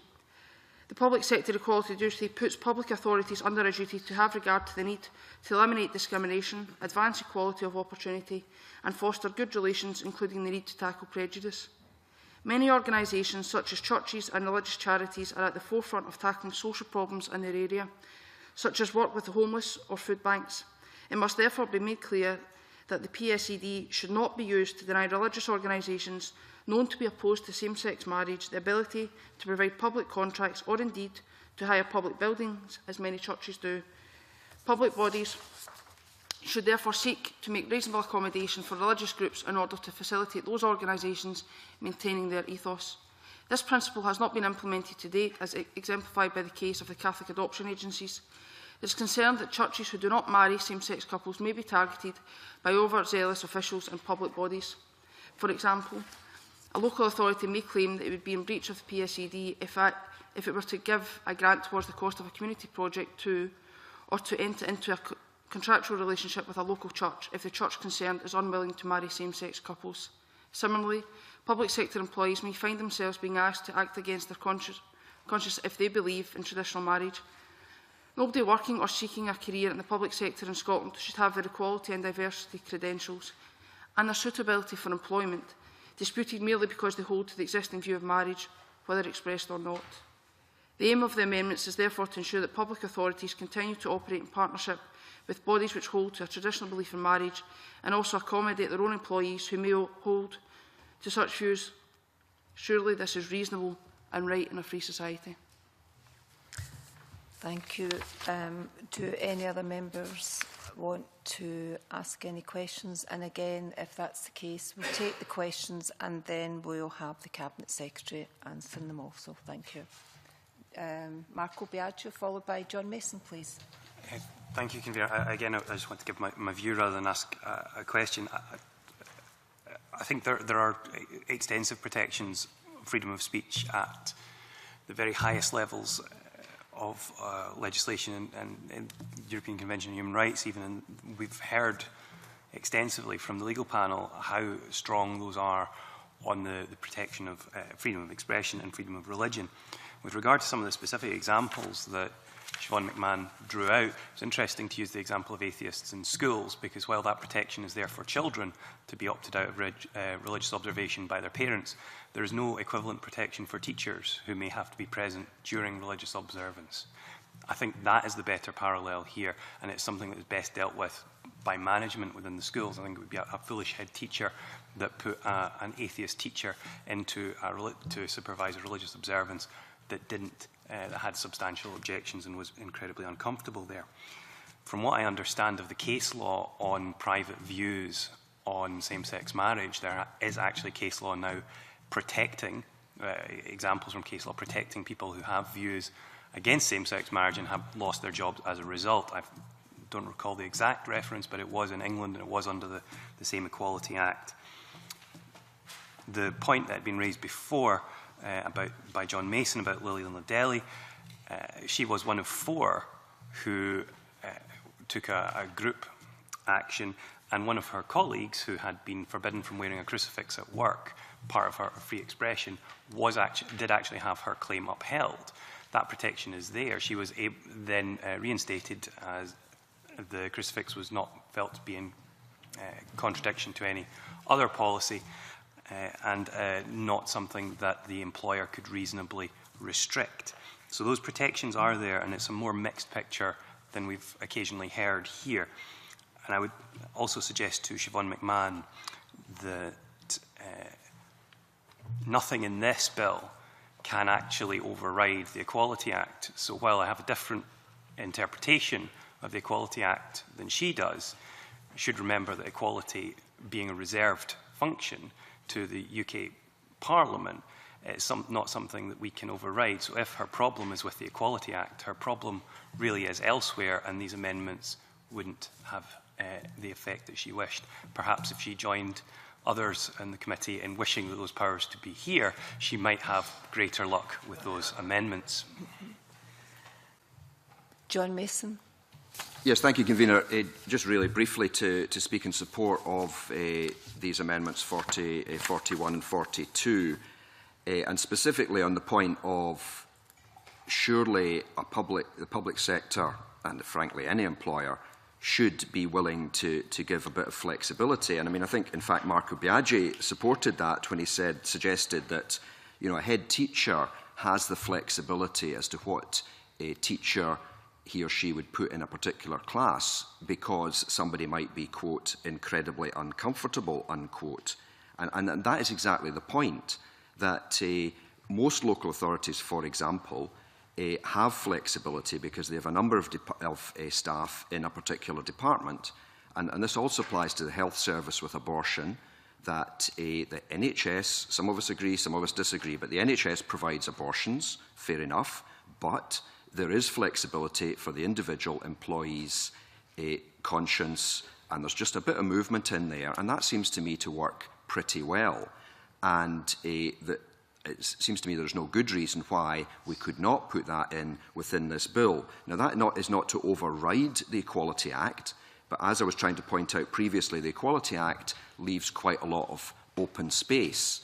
One of the bits of open space, again, being that the protected characteristics are not either put in a hierarchy, nor are they said to be all equal. So by making some comment in that area, we're not seeking to override the Equality Act, we're seeking to supplement it. and I would suggest that the whole area of reasonable accommodation and trying to have employers who include all sorts of employees with all sorts of beliefs, and a reasonable employer will make reasonable accommodation, but of course there are one or two that are not keen to. Thank you. John Finney. I would just intend to speak very briefly, Convener, because we covered this at stage 1 and around all the possible anomalies there could be with this. I would simply say I would expect civil and public servants to do their duty, and I won't be supporting this. Can I take an intervention? When you go. And do you agree that it's right with abortion that the staff have that flexibility? Are you equating legislation that brings about equality with abortion? Well, but the same argument would be that all public sector employees, i.e. all nurses, should take part in abortion, because that would be equality.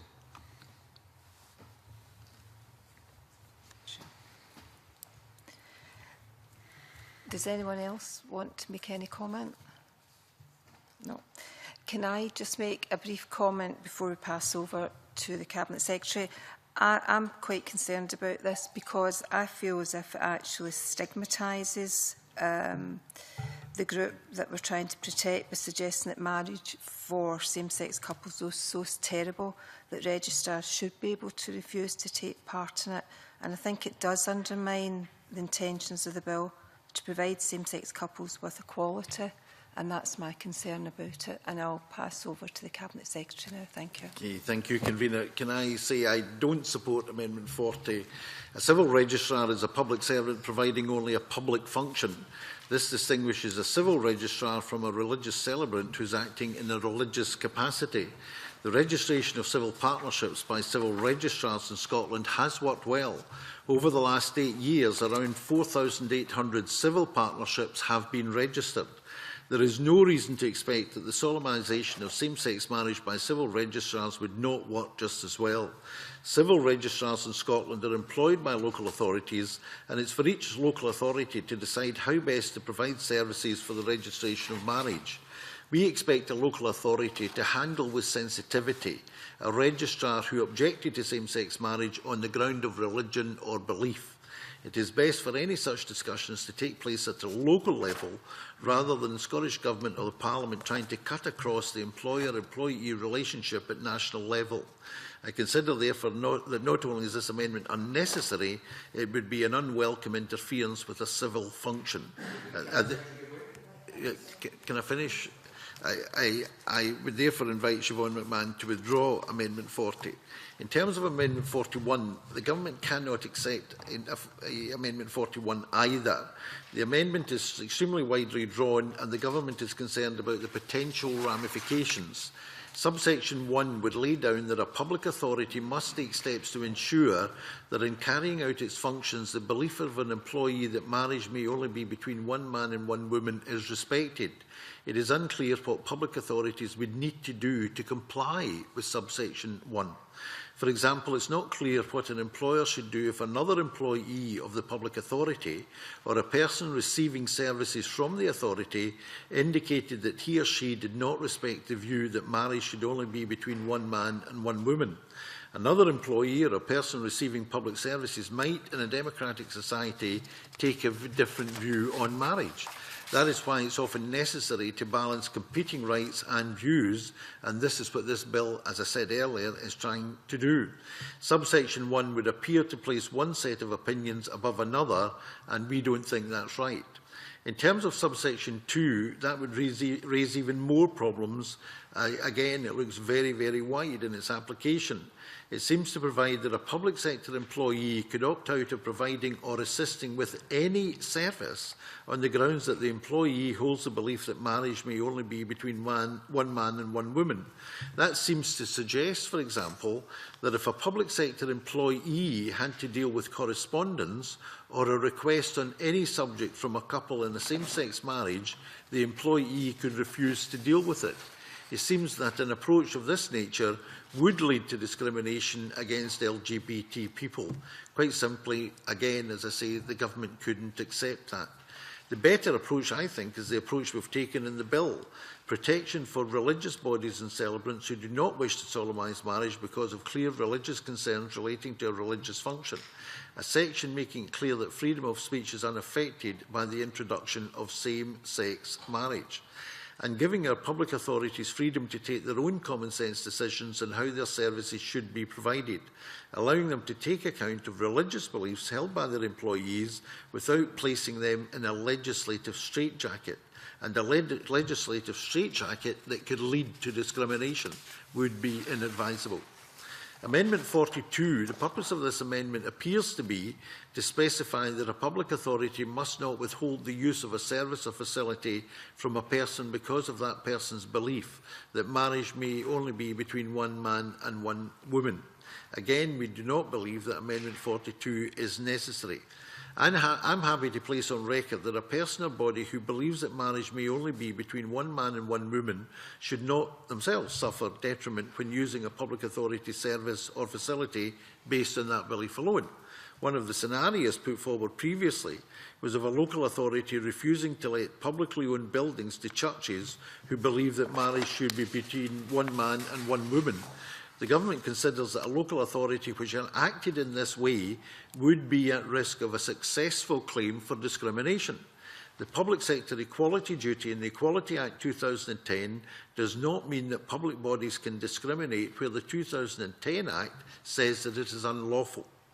In other words, if a public sector body discriminated against a person or body because their religion or belief is that marriage should be between one man and one woman, that would be unlawful discrimination. I do not therefore consider that Amendment 42 is necessary. In terms of the wider implications of Amendment 42, another reason for imposing it is that there is, as I've mentioned elsewhere, a danger in singling out views on same-sex marriage. Persons and bodies may have strong views on a wide variety of issues. And I can tell you, Convener, I remember being at school in Primary 7, which was a long time ago, where a teacher refused to participate in dancing the twist because of her religious beliefs.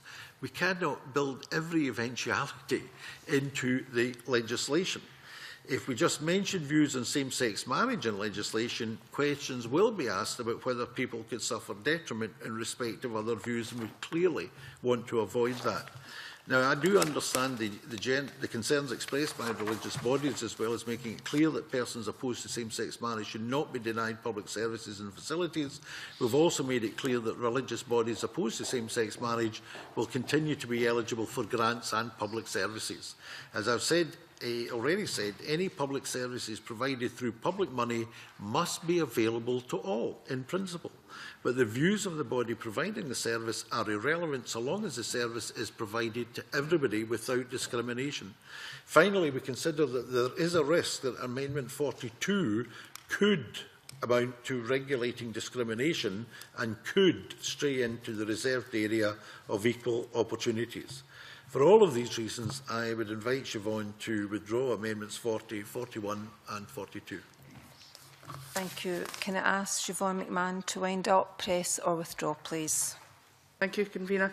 And I appreciate the comments that the Cabinet Secretary has made, and certainly the ones that he's put on the record. I think that's helpful, but obviously what I'm trying to achieve is to get that in law, and therefore I will be pressing it. But just with a few comments that have been made, Convener, you said yourself you were concerned about people being stigmatised. I'm also concerned about that, and that's the reason for the amendments. And I think if we're talking about equality, we should be thinking about both sides when we discuss these issues. For John Mason's comments, and I appreciate the comments that he has made, this is about supplementing rather than trying to take anything away, and so I appreciate that. And certainly with the examples that Marco Biaggi gave, again, I agree, it may well be foolish for teachers in that respect to do those things, but given that they happen in any aspect, I think we have to have greater protection in this bill, and therefore I will press my amendments. The question is that Amendment 40 be agreed to. Are we all agreed? No. Yes. Amendment 40 is not agreed, so we'll move to a vote. Can all those in favour of the amendment raise their hand, please? Can all those not in favour raise their hand?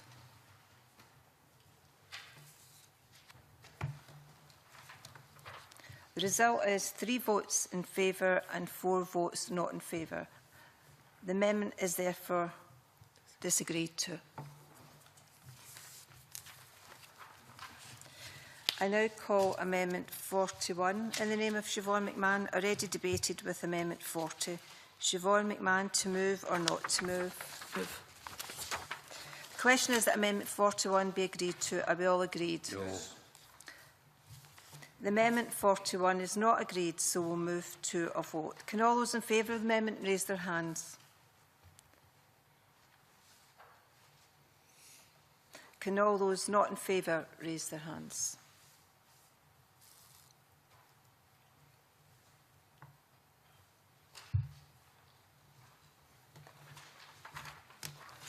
The result is 3 votes in favour, 4 votes not in favour. The amendment is therefore disagreed to. Can I call Amendment 42 in the name of Siobhan McMahon, already debated with Amendment 40? Siobhan McMahon, to move or not move? Move. The question is that Amendment 42 be agreed to. Are we all agreed? No. Amendment 43 is not agreed. 42, so we'll move to a vote. Can all those in favour of the amendment raise their hand, please? Can all those not in favour raise their hand?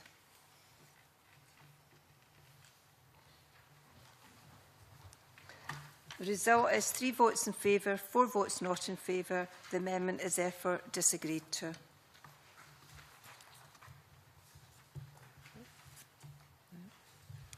Can I call Amendment 43 in the name of Richard Lyle, already debated with Amendment 39. Richard Lyle, to move or not to move? Move. The question is that Amendment 43 be agreed to. Are we all agreed? No. The Amendment 43 is not agreed, so we'll move to a vote. Can all those in favour of the amendment raise their hands, please? Can I ask all those not in favour to raise their hands?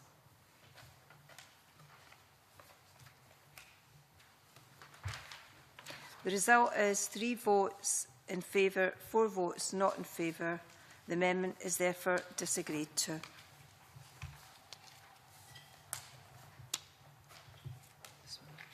Can I call Amendment 44 in the name of Richard Lyle, already debated with Amendment 39? Richard Lyle, to move or not move? Move. The question is that Amendment 44 be agreed to. Are we all agreed? No.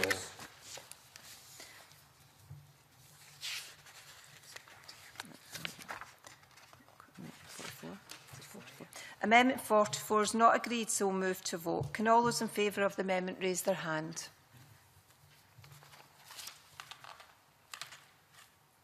Can all those not in favour raise their hand?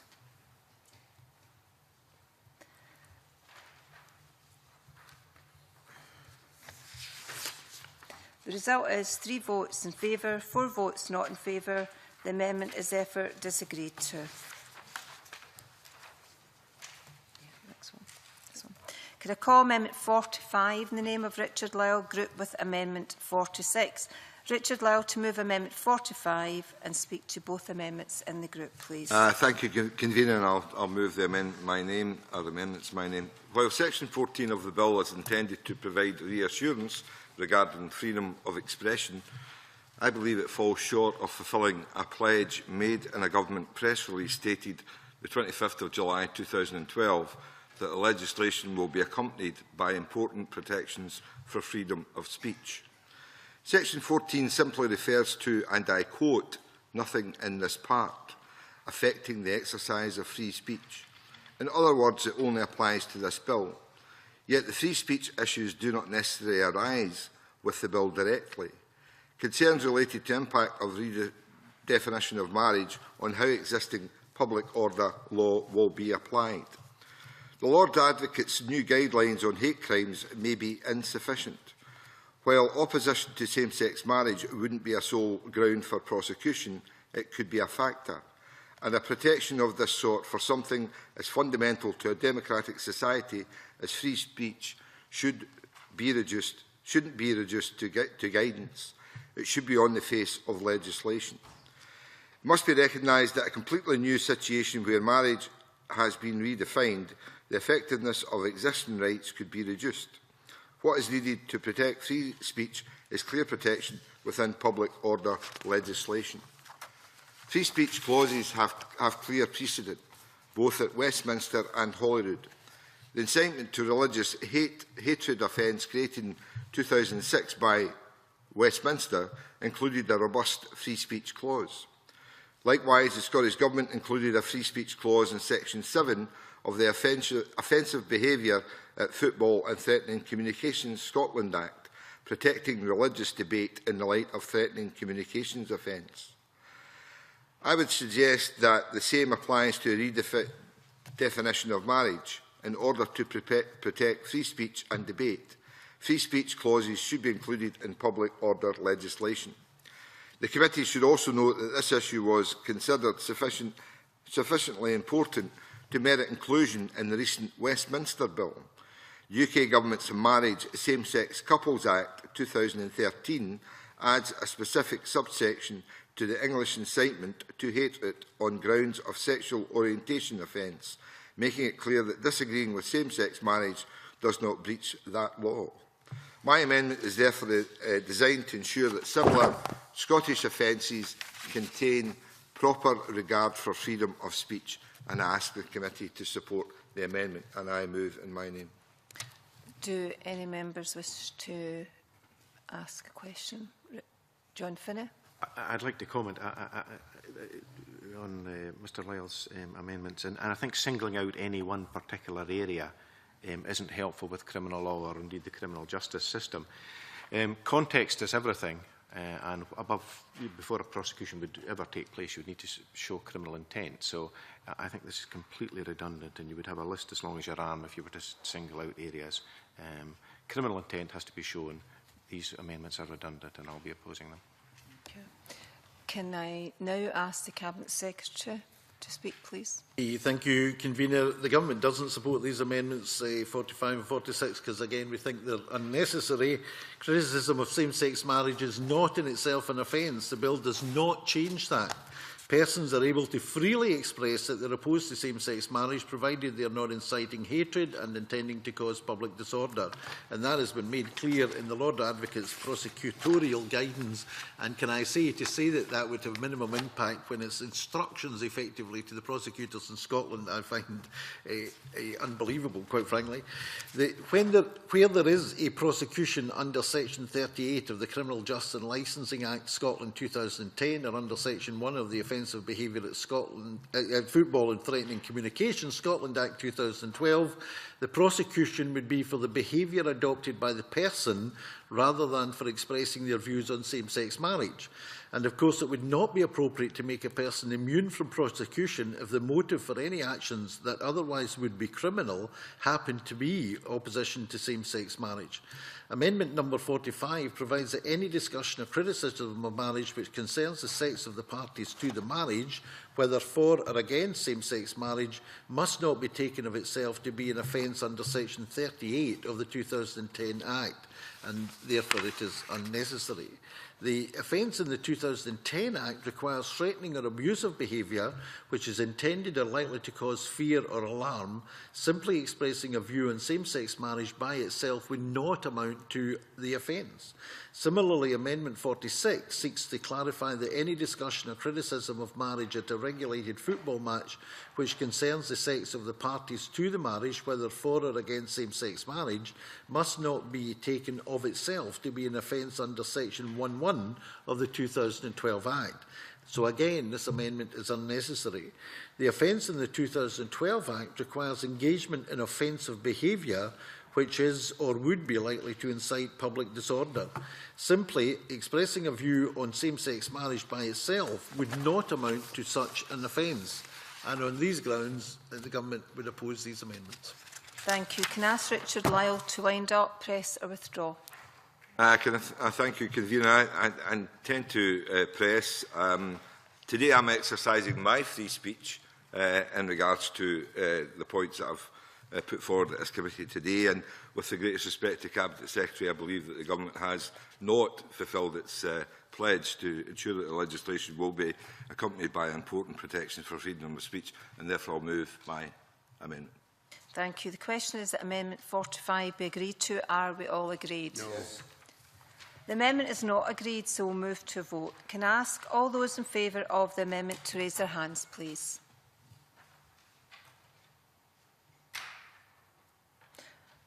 Can all those not in favour raise their hands, please?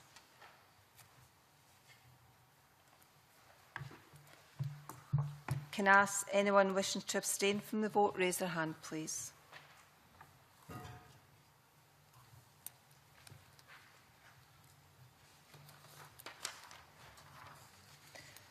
The result is 2 votes in favour, 4 votes not in favour, and there was 1 abstention.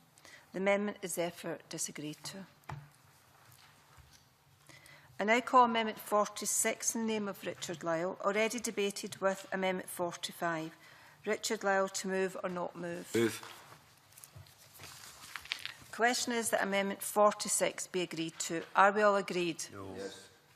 The Amendment 46 is not agreed to, so we'll move to a vote. Can all those in favour of the amendment raise their hands, please? Can all those not in favour raise their hands?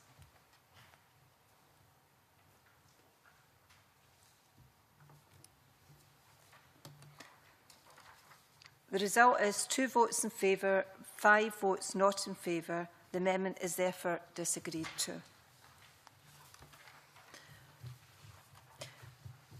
Moving on to indemnification of losses arising from certain legal actions, I call the Amendment 47 in the name of Alex Johnson and a group on its own. As members know, the presiding officer has determined that the potential costs associated with this amendment are such that they would cause the bill to require a financial resolution under Rule 9.12 of the Standing Orders. No such resolution is currently in place. I therefore intend to allow this debate to proceed, including asking Alex Johnson to wind up the debate. However, I will not ask him whether he is present or withdrawn the amendment today. That will be held over to our second day of Stage 2 consideration. Whether I am able to put the question on the amendment at that final point, if Alex Johnson presses it, will depend on whether a financial resolution is in place at that time. I now ask Alex Johnson to move and speak to the amendment. Thank you very much, Convener.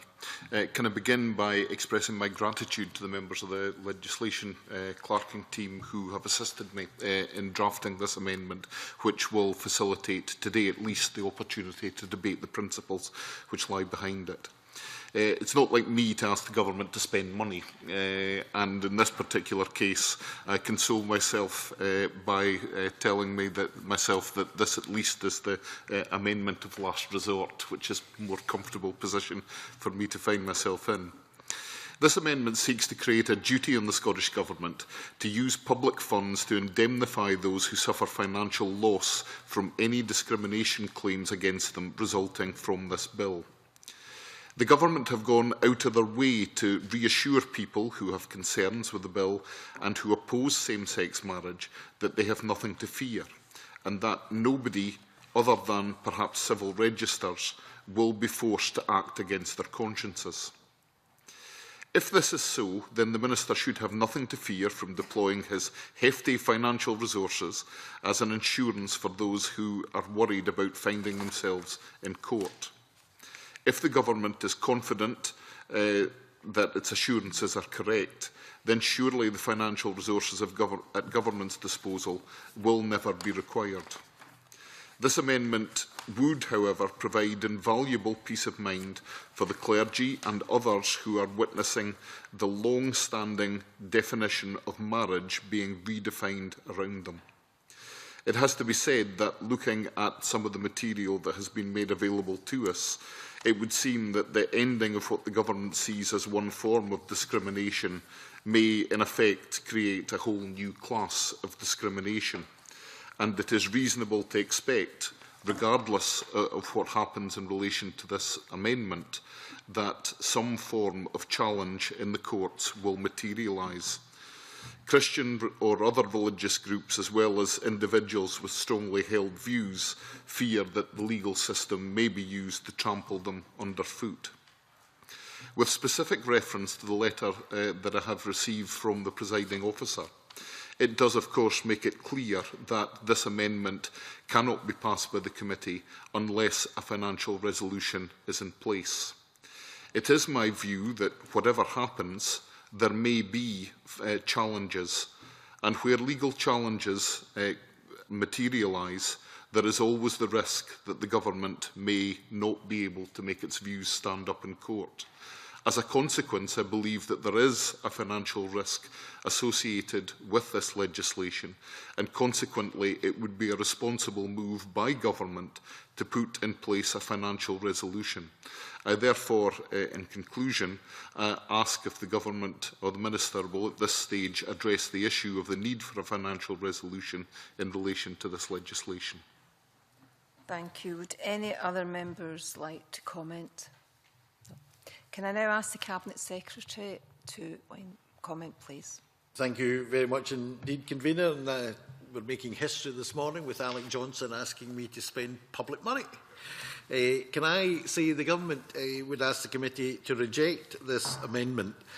We assume that the main purpose of this amendment is to protect religious bodies who do not wish to solemnise same-sex marriage and to protect others who hold beliefs against same-sex marriage. The Government has recognised the concerns of religious bodies and celebrants about same-sex marriage, which is why we have established an opt-in system for those who wish to take part. There are provisions in the bill making it clear that the bill does not create any obligations to take part, and we have agreed with the UK Government that amendments should be made to the Equality Act 2010, for example, to protect individual celebrants. And more generally, we put a provision in the bill to put beyond doubt that freedom of speech is unaffected by the introduction of same-sex marriage. Given this context, I'll explain why the Government is opposed to this amendment. First of all, the protections we have put in place are robust. It is clear that religious bodies and celebrants are not going to be forced to marry same-sex couples, and that is shown by the evidence given to this committee. It's also clear that freedom of speech will continue to exist, and so there's no need for the amendment. Secondly, it appears that the amendment would be very wide. It could, for example, open a Pandora's box by extending to the Scottish Ministers indemnifying commercial service providers who face a discrimination claim after having refused to provide a service to a same-sex married couple on the basis of a belief that marriage is between a man and a woman. For example, if a letting agency refused now to let a flat for a same-sex couple, that could be discrimination. Clearly, in the future, such a couple could be married. It appears from the amendment that if the letting agent said we did not let them the room because we believe in traditional marriage, then the agency would have to be indemnified by the Scottish Ministers against any discrimination claim. Refusing to provide a service of this nature to a same-sex couple would be discrimination. Thirdly, it could lead to inequality of arms, a technical phrase used by lawyers in court cases. A defender in an equality case could hire a top QC knowing that the government would have to pay. The person raising the action would not be in that position, and so the legal support available to the two sides in the case might be different. This does not seem to me to be fair or just. And finally, the government is being asked to sign a blank cheque, with the possibility of some of that money being used to support outright discrimination. Therefore, the Government is opposed to this amendment on the grounds that there is no need for the amendment because the existing protections are so robust, also because it could lead to supporting people who have been carrying out blatant acts of discrimination. It could also lead to inequality of arms in court cases, and we are being asked to sign a blank cheque. And finally, Convener, I should and happy to answer the question asked by the member about whether the Government will lodge a financial resolution in respect of this amendment. Obviously, I will discuss the matter with colleagues in Government and consult them. However, given that the protections are robust, we don't see the need for this amendment. In addition, we have concerns about its potential discriminatory nature. Therefore, I think it may well be unlikely that we would wish to lodge a financial resolution. And I would ask the committee to reject this amendment. Thank you, Cabinet Secretary. Can I ask Alex Johnson to wind up, but not press or withdraw? Thank you very much, Convener. I acknowledge the views expressed by the Minister, and I accept that the nature of this amendment is such that it is drawn very widely, and that its purpose was, of course, to facilitate the discussion that we have had. It is, in my view, conceivable that a more specifically drawn amendment may be brought forward at a later stage. The key issue, I believe, at this stage has become the issue of the financial resolution. And the Minister has given his commitment that that will be properly considered in due course. I would like to conclude by saying that I believe, as I said previously, that this legislation, once it has completed its course, will inevitably lead to a small number of cases, similar to the cases that have been raised as examples when we've discussed other amendments during the course of our debates this morning. As a consequence, I am confident that legal costs will be incurred as a result of this legislation, and that should a case be brought where the government is challenged and defeated, then these costs will fall to the government. Consequently, I believe a financial resolution would be appropriate in the case of this bill, and I therefore bring my remarks to a conclusion. Thank you. That ends today's Stage 2 consideration of the bill, and the meeting is now closed. Thank you.